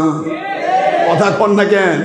আমাকে কবুল করা হবে বলে এমন ম্যাজিক দেখানো হলো না রে। আল্লাহর আইন অসবির নাফসাকা, ধৈর্যের পরাকাষ্ঠা দেখিয়ে সকল শয়তানি ষড়যন্ত্রের কাছি সেরার মতো ক্ষমতা নিয়ে ওলির দরবারে যাতায়াত করতে হয়। এমনি হয় না বাবা, ধৈর্য না থাকলে সে টিকবে না, যে কোনো দিন একদিন ধাক্কা খাবেই। শয়তান খালি চারদিকে খুঁজবে কোনটায় দুর্বলতা তোমার মধ্যে আছে। টাকার লোভ, টাকা নেন আমাদের দিকে আসে, কি বেরিসলের লোক এখানে আসে তো বেরিসলও দেখা পারেন না, এমন পীরের দরবারে যাবেন মুসাফা বলতে হবে, বেরিসলের সাথে মোয়ানাকা হবে, কোলাকুলি হবে, চল যাই এখানে, শয়তান টানিয়ে যাবে। কথা বলছেন না কেন? হাই হাই, এমন এক দরবারে আসছি ছবি ভিডিও করা যায় না, তুমি লুকে লুকে ছবি করো, সেটাও তো ঘুষ। আরে তুমি ছবি ভিডিও করো, ওটা গুনাহ, তওবা করবে, মালিক মাফ করবে। কিন্তু যারা করতেছে ছবিটিকে জায়েজ, এদের ইমানই তো নাই, বেঈমান হয়ে গেছে, ইমানই করবে। শয়তান তো ধাক্কাবে, হাজার দেখতে, আপনি কোন দিকে দুর্বল? আপনি স্ট্যাটাসে দুর্বল? আরে আমার কত ওজন, আমার কত ওজন, এখানে আসলে এই হবুল্লাহ সবুল্লাহের সাথে থাকা লাগে, তাকে কথা শোনা লাগে, এটা হলো। শয়তান কয় তুমি কত মর্যাদাবান, তুমি এখানে আসছো কেন? ঘাস কাটবা, যাও মর্যাদাবান হুজুরের কাছে চলে যাও, এত বড় বড় পেটালা হুজুর আছে, খালি ঠ্যাং টিকবা, দেখবা কি না কি পাবা। নিয়ে চলে গেল ওই ঢাকাতে বড় বড় পীর সাহেব আছে, কত পেটালা হুজুর, এখানে হুজুর এখানে চুলকায়, কথা বলে দেখেন আছে না এরকম, ধরে নিয়ে চলে গেল। যা দেখেন মহিলা পুরুষ ব্যাপারটা, গান বাজনা ছবি মূর্তি ভিডিও একাকার, কি খুশি শয়তান। ওই খুশি আমি, তুও খুশি থাক, পীরই ধর, আর না হয়তো তো পীর ধরতেই হয়, ধর যাতে করে এমপি মন্ত্রী হতে পারিস, খালি প্রতি বছর জামানত বাজেয়াপ্ত করবি, তাহলেই হবে। কথা করে দেখেন, আপনাকে শয়তান তো ধাক্কাবে। এই ধাক্কা সহ্যের জন্য আল্লাহ বলেছেন অসবির নফসাকা, তোমার নফসের তাবেদারিকে কন্ট্রোল করার জন্য রশি দিয়ে বেঁধে ফেলো ওলিদের সাথে নিজেকে। আবার ওই একই আয়াতে বলছেন ওলা তুতি মানে গাফালনা কলবাহু আন যিকরিনা ওয়াত্তাবা হাওয়া ওয়া কানা আমরুহু ফুরুতা। খবরদার, যতই আল্লাহ ওয়ালা দাবি করুক আর মফসি তাফসির করুক আর যা কিছু করুক, যারা নফসের গোলাম, যারা পরনারীর সাথে ব্যাপারটা, গান বাজনা, ছবি মূর্তি, ভিডিও টিভি, মহিলা পুরুষ সমস্ত ব্যাপারটা যা ইচ্ছা তাই করে, নবীর বিরোধী, নবীর দুশ্মনী, আমাদের মতো বড় ভাইয়ের মতো মাটির মানুষ, নাউজুবিল্লাহ, মিলাদের দুশ্মনী, কিয়ামের দুশ্মনী, হাতে বেলাতের দুশ্মনী, শবে বেলাতের দুশ্মনী, শবে কদর দুশ্মনী, ঈদে মিলাদুন নবীর দুশ্মনী, আর নিজের কোম্পানির 2 নম্বর মুন্সির জন্য গোটা জগতে আন্দোলন। ওটা ফরজ, আর নবী আসার দিন হলো বেদাত। আস্তাগফিরুল্লাহ, নাউজুবিল্লাহ। আল্লাহ বলেন ওলা তুতি মানে গাফালনা কলবাহু আন যিকরিনা, বানায় বানায় গল্প করেছেন, ওলা তুতি, ডোন্ট ওবে দেম, খবরদার, আমি আল্লাহ যদি মানতে চাও তাহলে ওই ধরনের নফসের গোলামকে মানতে পারবা না। নফসের গোলাম, উপরে লেভেল ধরেছে ইসলাম, ভিতরে তলা কাটা, এদের অনুসরণ করবে না, খবরদার। ওলা তুতি মানে গাফালনা কলবাহু আন যিকরিনা ওয়াত্তাবা হাওয়া ওয়া কানা আমরুহু ফুরুতা, এরা নফসের গোলাম, ওয়াত্তাবা, ওরা অনুসরণ করে, অনুকরণ করে নফস হাওয়াহু, তাদের নফসের জিন্দেগিকে যা করতে মন চায় করে, কোরআন হাদিস দেখতে চায় না, যা করতে মন চায় না ছেড়ে দেয়, কোরআন হাদিস দেখতে চায় না, ইচ্ছা করলো সত্যের দুশ্মনী করলো। আজ আওয়ামী লীগ সরকার থাকতেও আশরাফ সিদ্দিকীর মাহফিল বন্ধ করার চেষ্টা করে, আজ আওয়ামী লীগ দাদুর ভাই ঘুমাচ্ছে, মুন্সি টুপি আলারা এজিদ বাহিনীও মাহফিল বন্ধের জন্য ঘুষারুদেরকে ঘুষ খাওয়ায়। কোথায় আছো তোমরা? আল্লাহ দেখে না? না, আলাইসাল্লাহু বিআহকামিল হাকিমিন, আল্লাহ তো বিচারকের বিচারক। তুমি কি বিচার করেছো? ডাল খায়া উল্টাইছো নাকি পান্তা খায়া উল্টাইছো? ও তোমার বিচার করার জন্য মালিক কুদরত থেকে রেডি হয়ে আছে। সুবহানাল্লাহ বলবেন না তোরে? আলাইসাল্লাহু বিআহকামিল হাকিমিন। এই প্রশ্ন, আল্লাহর প্রশ্ন দেখেন সূরা 3-এর শেষের প্রশ্ন। এ বিচারকেরা, এ ফেরাউন বাহিনী, এ নমরুদ বাহিনী, এ দুনিয়ার বাতিল 72 যারা ক্ষমতার আকাঙ্ক্ষী, চিন্তা করে দেখো তুমি যেখানে পাওয়ার পেয়েছো, সাবধান, তোমার 2 নম্বরের বিচার করার জন্য আমি রয়েছি। সুবহানাল্লাহ বলবেন না? আমি কি তোমাদের বিচারকের বিচারক নই? সুবহানাল্লাহ, কি ফোর্স! কি বিচার করছো তুমি? আমি চিনি না তোমার, তোর অন্তর আমি জানি। কি করছো? সাবধান। এগুলা সাধারণ মানুষ নয় ভুল করে, টুপি আলারা কেমনে ভুল করে? কোরআন নাকি পকেট করলে ঘোরে, এরা বলে কোরআনের পাখি। এরা কি করে ভুল করে? মানে এরা নফসের গোলাম। আল্লাহ বলে নফসের গোলামদেরকে অনুসরণ করবে না। খবরদার! একই আয়াতে এক গ্রুপের সাথে নিজেকে কাশিদে বেঁধে ফেলার কথা বলা হচ্ছে, অর্ডার। ওই একই আয়াতে বলা হচ্ছে খবরদার, তাদের মানবে না, অনুসরণ করবে না, ওদের কথা শুনবে না, ওদের ওয়াজ শুনবে না, ওদের বই পড়বে না, ওদের কাছে যাবে না, যারা নফসের গোলাম, ইচ্ছা করে নবীর দুশমনী করে, ইচ্ছা করে আল্লাহ এবং নবীর কথা উল্টাপাল্টা করে ফেলে। এরা কিন্তু, এদের কাছে ঈমান নিরাপদ নয়, এদের কাছে ইসলাম নিরাপদ নয়। তোমাকে বিক্রি করে দিয়ে ওই টাকা কামাই করবে ইচ্ছা করলে। এই জন্য এগুলো সাবধান থাকতে হবে। খেলাফতের পক্ষে আসুন। খেলাফতের বিকল্প নেই। কথা বলছেন না কেন? কিসের বিকল্প নেই? কষ্ট হচ্ছে বাবারা? আমি এক দেশের আইন দেখতে চাচ্ছি। কোন আইন? দেশের কয় নম্বর ধারার আইন যে জুমার নামাজ এরা নির্দিষ্ট টাইম দেয়, এই যে ধারার আইনও দেখতে চাই, আল্লাহর কোরআন সুন্নাহর আইনও দেখতে চাই। এই মুন্সিগুলোকে আমি দেখতে চাই। আজ থেকে আমার টাইম আরো বেড়ে গেল ইনশাআল্লাহ। এরা কয়টা আইন করতে পারে আমি দেখবো। হোক না, একটা খেলা হয়ে যায়। বেটারা কোরআন বগলের তো রাখে, ইহুদিদের গোলামি করবে, আর পুরা বাংলাদেশ কাঁপাচ্ছে ইহুদিদের বাধ্য বাধ্য বাধ্য। ইহুদি কয় কি রে মুনাফিক, কত কালি না তোমাদের নেতার সাথে আমাদের দেখা যোগাযোগ হলো, তোমরা আমাদের সামসাগিরি করলে তোমাদের নেতৃত্ব দেওয়া হবে। কথা করে দেখে, খালি উপরে টুপিটা থাকবে আর কিছু না। পরে যদি কই টুপিও খোলা লাগে তাও খুলবি, যদি দরকার হয় ইমানও খোলা লাগে তাও খুলবি। তোর দরকার ক্ষমতা, তোর তো ইসলামের দরকার নেই। কথা বলছেন না কেন? ইহুদি কান্দে আর কয়রা কি রে মুন্সি, কি করে মিশায় উপরে লেভেল। কি চলছে বাংলাদেশ? রেসকোর্স ময়দানে আমাদেরকেও ডাকা হয়েছে। আমি সুন্নিয়তের সকল মুজাহিদকে আমি সংবর্ধনা দিচ্ছি। আমি বাবা গতানুগতিক কোনো আন্দোলনের পক্ষে নই, যেটার দ্বারা মানুষ দেখানো আন্দোলন। তোমরা করো, আমি তোমাদের পক্ষে আসছি। বাংলাদেশ বগুড়া থেকে কোনো সুন্নিয়তের মুজাহিদ যেতে চাইলে আমি অর্ডার করছি, আপনারা চলে যেতে পারেন। নর্থ বেঙ্গলে যেও কেউ যেতে পারেন। 26শে এপ্রিল শনিবার রেসকোর্স ময়দানে আমাদের সুন্নিয়তের মুজাহিদরা তারা একত্রিত হওয়ার একটা প্ল্যান করেছে। যে 72 কোম্পানি এক জায়গায় হয়ে দেখালো ইহুদিদেরকে আমরা কি করতেছি, দেখেন আপনার পক্ষে আসি, কিন্তু দেশকে দেখাচ্ছি আমরা কত বড় সলতানিবাস। 22 নম্বর। এবার সুন্নিয়তের মুজাহিদরা একটু দেখাতে চাই, ইহুদিরা দেখ আমরা কিন্তু তোদের দুশ্মন, একটু তাকায় থাক, আমরাও আছি। কথা বলছেন না কেন জোরে? এই জন্য তারা একটা প্রোগ্রাম করেছে। আমি সেটাকে সংবর্ধনা জানাই, কনগ্রাচুলেশন জানাই, মোবারকবাদ জানাই। কিন্তু আমি ওই প্রোগ্রামে যাই না যেখানে ছবি ভিডিও হয়। এটা ছবি ভিডিও হবে, সারা দেশে ছড়াই দিবেন। ছবি ভিডিও করে বা হারাম কাম করে কখনো আল্লাহ পাওয়া যায় না। ও দরকারই নেই আমার যদি জিন্দেগি না চলে, আমি ইচ্ছা করে হারাম কাজ করবো না। কথা বলছেন না কেন? কিন্তু প্রশ্ন হলো, লেফাফাদুরস্ত ফর্শ বাতিল ফেরকা যেমন দেখায়, এদিকে কন্ট্রোল করার জন্য কিছু ছেলে থাকা উচিত। এই জন্য তারা কাজ করছে। আলহামদুলিল্লাহ বলেন। আপনারাও সমবনে যাবেন, যার পক্ষে সম্ভব দেওয়ার চেষ্টা করবেন। আর ছবি ভিডিও যারা হচ্ছে খালি লুকে থাকার চেষ্টা করবেন, যাতে ভিডিওটা আপনার না আসে। কথা করে আমার কথা বোঝেননি? গুনাহ করে কখনো আল্লাহ পাওয়া যাবে না। আল্লাহ পাওয়ার প্রথম টার্গেট হলো তাকওয়া। আর তাকওয়ার প্রথম টার্গেট হলো ইচ্ছে করে হারাম তো নয়, একটা মাকরু কাজও সে করবে না। ইচ্ছা করে ফরজ নামাজ হজ জায়গা ছেড়ে দেওয়া তো নয়, একটা সুন্নত সে তরক করবে না। সুবহানাল্লাহ বলবেন না জোরে? এটা হলো ওলি হওয়ার সিফত, এটা তাকওয়া। এই তাকওয়া না থাকলে সে ওলি হবে না। আমি আর কি বলবো? বলখের বাদশার কথাটা বলবো? সময় নেই, 3:45 বাজে। আইন করেছে 1:30টায় নামাজ পড়া লাগবে। কি কথা বলে, 1:30টায় নামাজ পড়া লাগবে, 1:30 মিনিট নামাজ পড়া লাগবে। এটা বলার অধিকার আছে? এ কে দিল এটা অধিকার? এ টুপিয়া লাগে এত সাহস? কোন সময় যে বলবে নামাজ 1 ওয়াক্ত আর লাগবে না? তোমাদের তো সাহস কম না? তোমরা তো বলতে পারতে একটা মসজিদে কোনো হারাম কাজ হবে না, তাহলে আমি তোমাদের মোবারকবাদ জানাতাম। হ্যাঁ, এতদিন আওয়ামী লীগের গোলামি করছো, এখন তোমরা আল্লাহওয়ালা হয়ে গেছো।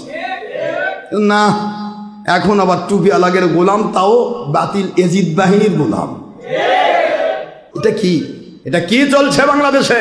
কেন আপনারা তৈরি করেছেন? উদ্দেশ্য একটাই হবে, সারা বাংলাদেশে কোথায় ইসলাম বিরোধী কাজ হচ্ছে সেটা কন্ট্রোল করা। আপনি নবীজি আইনের উপর হাত দিতে চান? আমার নবী সাল্লাল্লাহু আলাইহি ওয়াসাল্লাম বলতেছেন, তোমরা সেই সময় জোহর জুমার নামাজ আদায় করো যখন সূর্যের তেজ কমে যায়, আর আপনি আইন করতেছেন 1:30টায় নামাজ পড়াতে হবে। আপনার র্যাঙ্ক তো নবীর চেয়েও বড়। ওরে বাবা আবু জাহেল, এত বড় স্পর্ধা দিল কি আপনার? এত স্পর্ধা আপনার? হুজুরের অর্ডার মানবো না আপনার অর্ডার মানবো? যদি বলেন যে নবীর অর্ডার মানা যাবে না, আমি আবু জাহেল ফেরাউন, তাহলে আপনার ঠ্যাং ভাঙার জন্য আমরা রেডি হয়ে আছি ইনশাল্লাহ। কেমন ফেরাউন আপনার দেখতেছি আমরা।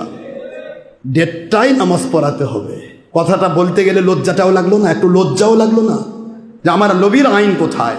পৃথিবীর কোন দেশের ঘড়ি ফলো করে হুজুর 1:30টায় নামাজ পড়াইছে? পারবেন বলতে? পারবে? আর বাপও পারবে না।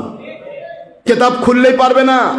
কিতাবই 2টা রয়েছে, এই 2 কেতাবেই লেখা আছে নামাজের রক্ত শুরু হবে জাওয়ালে, শেষ হবে আসরে, মাঝখানে সময় নবীজির দেওয়ার টাইম। যখন ইচ্ছা নবীজির টাইম ফলো করবে, কেউ বাধা দিতে পারবে না। সুবহানাল্লাহ বলবেন না জোরে? এটা আল্লাহর আইন। এরা বলে আইন চালু করবে, এরা আইন চালু করবে, ইসলাম সামনে রাখবে আর ভিতরে এজিদের আইন চালু করবে। এ তো প্রমাণ। এটা মর্নিং সজদা ডে, সকাল দেখলেই বোঝা যায় দিনটা কেমন যাবে। এটা তো বোঝাই যাচ্ছে কি আইন এরা করবে। কোরআনের আইন নয়, এটা এজিদের আইন। আপনাকে এই কথা বলা উচিত ছিল, নবীজির আইন আবরিদু বুখারীর ইবারত, তোমরা জোহর জুমার অক্ত হলো ওই সময় নামাজ আদায় করো যে সময় সূর্যের তেজ ঠান্ডা হয়ে যায়। আমরা দেখেছি সূর্যের তেজ কমে যায় 3টার পর। প্রতিটি মসজিদে 3টার পর নামাজ শুরু হবে। এটা আমার নবীর আইন, আল্লাহর আইন। এই আইনটা আপনাদের দেওয়া উচিত ছিল, এই আইনটা আপনাদের দেওয়া উচিত ছিল। আপনি 1:30টায় কার আইন দিচ্ছেন? প্রত্যেকটা মসজিদ শহীদ হচ্ছে, বিরুদ্ধে কোনো কথা নেই। প্রতিটা মসজিদ এখন মহিলা জামাত চালু হচ্ছে, তার বিরুদ্ধে আপনাদের কোনো আইন নেই। প্রতিটা মসজিদে নবীর বিরুদ্ধে ফতোয়া দেওয়া হচ্ছে মুন্সিরা কোরআন সামনে নিয়ে, নবীকে আমাদের মতো বড় ভাইয়ের মতো মাটির মানুষ, মিলাদ চলবে না, কিয়াম চলবে না ইত্যাদি কথা বলতেছে। একটা বিষয় আপনাদের কোনো ফতোয়া নেই। আপনাদের বলা উচিত ছিল প্রতি মসজিদে মিলাদ হবে, প্রতি মসজিদে ঈদে মিলাদুন নবী হবে, প্রতি মসজিদে শবে বরাত পালন হবে, প্রতি মসজিদে আমার নবীকে আমাদের মতো বললে তাকে অ্যারেস্ট করা হবে, প্রতি মসজিদে নবী পাক সাল্লাল্লাহু আলাইহি ওয়াসাল্লামকে মাটির মানুষ বলে তাকে অ্যারেস্ট করা হবে। এগুলি আইন আপনাদের করা উচিত ছিল। তা না করে আমার নবীজির আইনের উপর আপনার হাত দিয়ে ঈমান হারাতে যাচ্ছেন। আমার বাবাজিরা, বলখের বাদশা এইবার সমস্ত মলগুলি পায়খানা থেকে উঠায়া মটকার ভিতরে ঢুকাইছে। মটকা ঢুকায়া বিরা মাথার উপর দিয়া, মটকা পায়খানা মলের মটকা মাথায় নিয়া ফেলে দেওয়ার জন্য এরকম সবিল বা নদীতে সাইডে যাচ্ছেন। অর্ডার দেওয়া হলো মটকাতে গুতা দিয়া, মটকাকে গুতা দিয়া ভেঙ্গে দাও, দেখি তার ক্ষমতা কদ্দূর গেছে। পায়খানার মলের মটকা মাথায় এবার একজন গুতা দিয়ে দিল। মটকা হয়তো কিসের? মাটির মটকা, চিনেন না? আমরা আগে চাল রাখতাম মটকা, বড় বড় মটকা। হ্যাঁ, এটাতে গুঁড়ো রাখা হয় বিভিন্ন কিছু। গুতা দেওয়া হলো ঠিক লাঠি বরাবর, ওইরকম গুতা দেওয়ার সাথে সাথে মটকা ভেঙে গেল। ভাঙ্গা মটকা থেকে সমস্ত ছাত্রদের, সাধারণ মানুষের, গরিব মিসকিনের, ওই সমস্ত মুরিদদের পায়খানাগুলো, মলগুলো, এগুলি গড়ে গড়ে গড়ে গড়ে বলখের বাদশার পুরা শরীর গড়ে গড়ে মেখে চলে গেল। এরপরে আবার একজন সর্দে বলে, একটা পায়খানা সাফ করার মতো ক্ষমতা নেয়, আপনি কিসের ওলি হবার আসছেন? এবার হাত ধরে বলে, ভাই রে, চর তো তুমি মেরেছ, কিন্তু আমি মনে করতেছি তুমি ব্যথা তো পাও নাই। তোমার হাতে কি ব্যথা লাগছে নাকি? আমাকে চর মেরে যদি ব্যথা লাগে আমাকে মাফ করে দিও।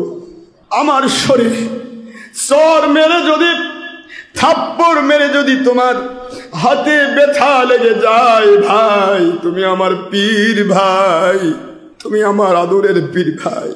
শুনেছি দুনিয়ার সব ধ্বংস হবে, পীর ভাই একসাথে আল্লাহর জান্নাতে নবী এবং ওলির সাথে সাথে হয়ে থাকবে। তুমি আমার জান্নাতের ভাই, তোমার হাতে যদি ব্যথা পাও আল্লাহর কাছে কি জবাব দেব? আমাকে মাফ করে দিও ভাই। সঙ্গে সঙ্গে আওয়াজ হচ্ছে আল্লাহর পক্ষ থেকে, আজ থেকে বলো খের বাদশার বাদশা নয় গো, আমি আল্লাহ তাকে সুলতানুল আউলিয়া বানায়া দিলাম।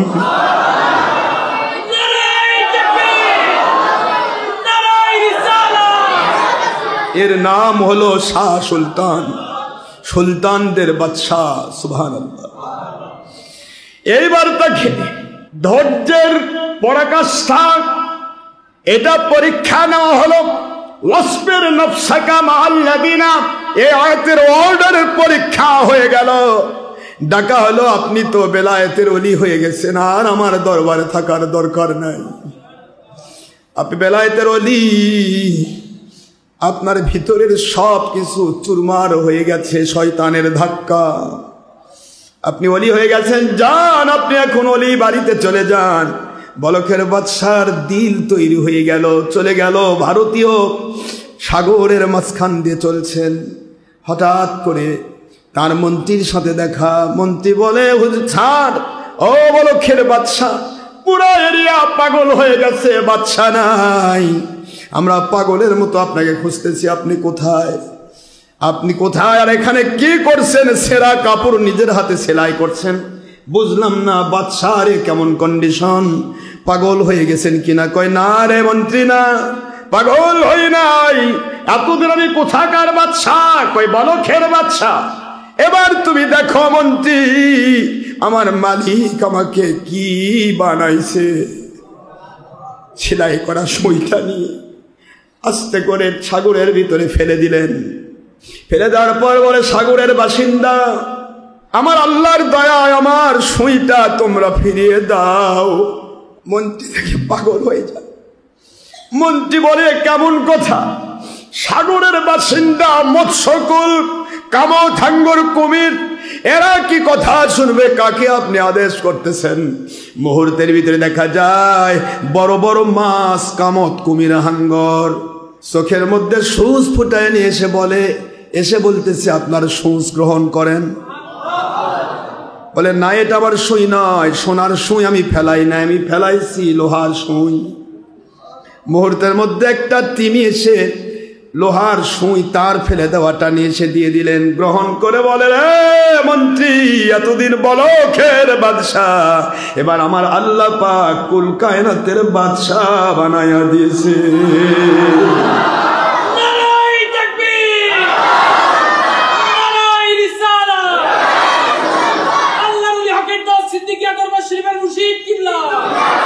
واصبر نفسك مع الذين يدعون ربهم بالغداة والعشي يريدون وجهه ولا تعد عيناك عنهم تريد زينة الحياة الدنيا ولا تطع من أغفلنا قلبه عن ذكرنا واتبع هواه وكان أمره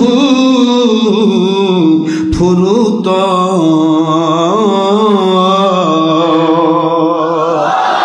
কুরআন শরীফের সূরাতুল কাহফের 28 নম্বর আয়াত, 18 নম্বর সূরা, 15 নম্বর পারা। আল্লাহ বললেন, ওলি যদি হয়ে ফিরতে চাও, ওলির দরবার থেকে নিজেকে বিলীন করো।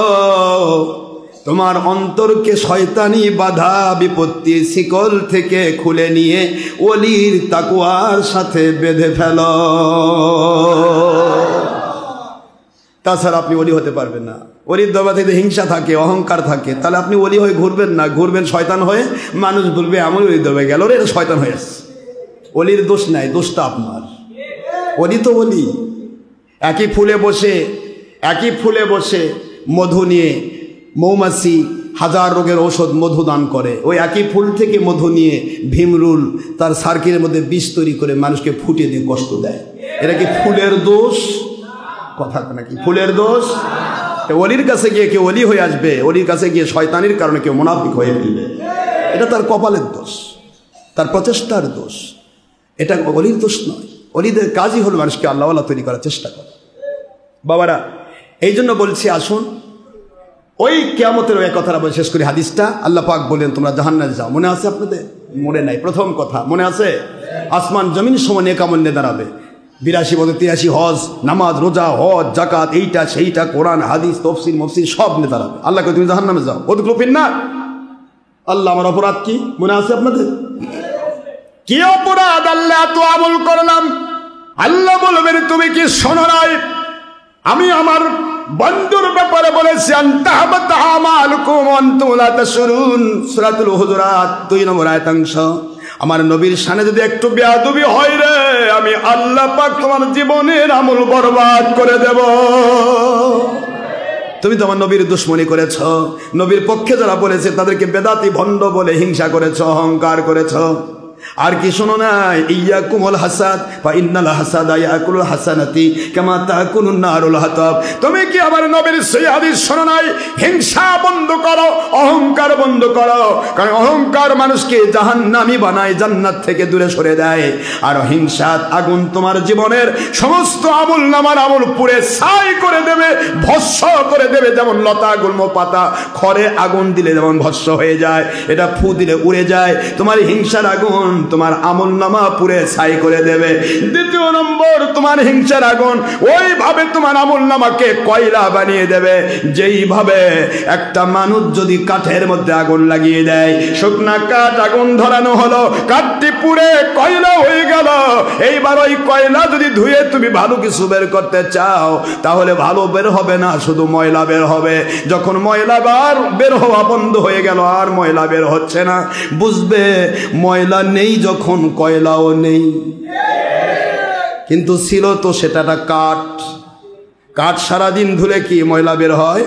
কিন্তু কাঠটা পুড়ে গেলে কয়লা হয়, কয়লা ধুলে ময়লা বের হয়। যখন ময়লা বন্ধ হয়ে যাবে, ময়লার ক্ষয়, কয়লার ক্ষয়, ময়লাও নাই, কয়লাও নাই। রে নবীর দুশ্মন অহংকারী, এই হিংসুক মুন্সি, এই হিংসুক মৌলবী, এই হিংসুক মুফাসসির, এই হিংসুক তাফসীরকারক, এই হিংসুক মুহাদ্দিস, এই হিংসুক মুফতি মুহাদ্দিস, এই হিংসুক পীর এবং পীরের মুরিদ, শুনে নাও, তোমার জিন্দেগির আকাশ সমানে কামল পুরে কয়লা হয়ে গেছে, নাই রে কিছু নাই। ওদখুলু ফিন্নার, জাহান্নামে ঢুকে যাও। নাউযুবিল্লাহ বলো, নাউযুবিল্লাহ। হুজুরকে বলা হলো, হুজুর বলতেছেন কিয়ামতের নিঃস্ব ব্যক্তির খবর কি তোমরা নেবে? কে নিঃস্ব? হুজুর বললেন আসমান সমানে কামল নিয়ে ঢুকবে, কিন্তু পাবে না মর্যাদা, জাহান্নামে যাবে। এরা নিঃস্ব, সব ছিল থেকেও নাই। কেন? তারা নবীর দুশ্মনী করবে এবং হিংসা অহংকারে মত্ত হবে। আজকের মুন্সিদের দিকে তাকান, ইয়াবর ওয়াজুব্বা শেষরে যাচ্ছে, ওসির কাছে কয় স্যার ঘুষ নেন, তাও আশরাফ সিদ্দিকীর মাহফিল বন্ধ করেন। এই উদ্দেশ্য কি? আমি কি ওর বাড়ির ওর ধান মারছি নাকি? না ওর বাপের বাড়ির ওর বাপের মাথার বাড়ি দিছি? কি হিংসা? কি বলে? 1 নম্বরে হিংসা। দ্বিতীয় অহংকার, মানুষকে মানুষই মনে করে না, বেদাতি, ভণ্ড, বিতর্কিত। আল্লাহর কাছে ইবলিস শয়তান কান্দার কয়, আল্লাহ কি কয় এটা? জীবনে একটা ফেরেস্তা পড়াতে পারলো না, আমি কোটি কোটি লক্ষ কোটি ফেরেস্তা পড়াইলাম, অথচ শুধু বলেছে আনা খয়রুম মিনহু, আমি আদমের চেয়ে একটু উত্তম, এইটুকু বলেছি, আমি মালাউন হয়ে গেছি, নিকৃষ্ট হয়ে গেছি, আমি জাহান্নামের অথাল তলদেশবাসী হয়ে গেছি। আর এটা কি মুন্সি, জীবনে একটা ফেরেস্তাও পড়ালো না, লেখাপড়া কদ্দূর করছে এটা, আর কি আমল করছে? আমি তো 9 লক্ষ বছর ইবাদত করছি, একটাও থাকলো না। এ না আমার সে 1500 ডিগ্রি বরণে ঘুরতেছে। আল্লাহ বলবেন এই ইবলিস, ও তোমার এই আকিদা, এই সমস্ত তোমার এই হিংসা বিদ্বেষ নিয়ে যদি মরে, তওবা যদি করতে না পারে, ও তোমার সাথেই জাহান্নাম পরিপূর্ণ করবে, টেনশন করো না। আর যদি আমার নবীজির ভাষায় নবীর কাছে গিয়ে বা নবী অলির কাছে গিয়ে যদি তওবা করে ফিরে আসতে পারে আর আমি যদি কবুল করে নেই, তাহলে আমি ওর গুনাহ মাফ করে দেব। কিন্তু যদি তওবা ছাড়া মরে যায়, কবুল যদি না হয়, আমি আল্লাহ কিন্তু লামান তাবিয়াকা মিনহুম লা আমলা আন্না জাহান্নামা মিনকুম আজমাইন, আমি আল্লাহ কিন্তু জাহান্নামের ভিতরে তোমার সাথে তাদেরকে দিয়ে জাহান্নাম পরিপূর্ণ করব। নাউজুবিল্লাহ বলবেন না? সূরাতুল আরাফ 18 নম্বর আয়াত শরীফ, 7 নম্বর সূরা, 8 নম্বর পারা। আমি আপনাদের যে কথা বললাম, তাহলে আমরা হিংসুক হতে, পুরুষ মহিলা বলেন, জোরে বলেন, হিংসুক হতে, অহংকারী হতে, লোভী হতে, মিথ্যাবাদী হতে, ভুল হয়েছে তওবা করব, রাজি তো? বেয়াদবি করতে, বেয়াদব মাহরমে গাছ তাজলুত ফেরব, বেয়াদব আল্লাহ রহমত থেকে বঞ্চিত, বেয়াদব কোনোদিন রহমত পাবে না, বেয়াদব আল্লাহ রহমত বঞ্চিত। বেয়াদবি কি? নবীদের সামনে উল্টাপাল্টা বলে সে বেয়াদব। আর পূর্বের যে কাফের হয়েছে শুধু নবীর সাথে বেয়াদবি করার কারণে। আর আজকের যুগে আর নবী আসবে না, এ যুগের বাতিলেরা বাতিল হবে, ইমান হারাবে ওলিদের সাথে বেয়াদবি করে। তিনটাই আল্লাহর আইন, আল্লাহকে মানা আল্লাহর আইন, রসুলকে মানা আল্লাহর আইন, বেলায়েতের ওলি মানা কার আইন? এর সাথে বেয়াদবি করলে একই কন্ডিশন। নাউজুবিল্লাহ বলবেন না? এই জন্য সাবধান বাবা, বেয়াদব জানারা হয়।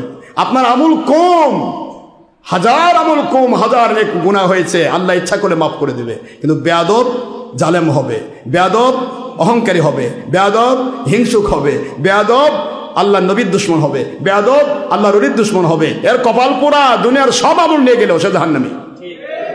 এর কপালে হেদায়েত জুটবে না। আর আল্লাহু লা ইয়াহদিল কওমাজ জালিমিন, জালেম যারা হয় তারা হেদায়েত পায় না। আপনার হাজার মাহফিল হবে, আপনার কোনো টেনশন নেই। আশরাফ সিদ্দিকী একটা মাহফিল হবে না, বন্ধ করার জন্য ঘুষ নিয়ে ঘুরতেছেন, এটাই জালেম, এটাকেই জালেম বলা হয়। মুখস্থ করে রাখো, জালেম বাহিনী। আশরাফ সিদ্দিকী আমার দুনিয়ার কারো গোলাম নয়, আশরাফ সিদ্দিকী আল্লাহর গোলাম। আল্লাহর গোলামের দুশ্মনী করে তোমরা কতদূর পৌঁছতে পারো আমি দেখতে চাই, ইনশাআল্লাহ। আর আমার মালিকের গোলামি করে আমার মালিক কতদূর আমাকে উঠাতে পারেন তাও দেখতে থাকেন, ইনশাআল্লাহ বলেন। ওমা আলাইনা ইল্লাল বালাগুল মুবিন। হাদা মা ইনদা মান ফাদ মা ইনদাল্লাহি ওয়া রাসূলিহি সাল্লাল্লাহু আলাইহি ওয়াসাল্লাম। সুবহানাকাল্লাহুম্মা ওয়া বিহামদিকা আশহাদু আল্লা ইলাহা ইল্লা আনতা আস্তাগফিরুকা ওয়া আতুবু ইলাইকা। আসসালামু আলাইকুম ওয়া রাহমাতুল্লাহি ওয়া বারাকাতুহু।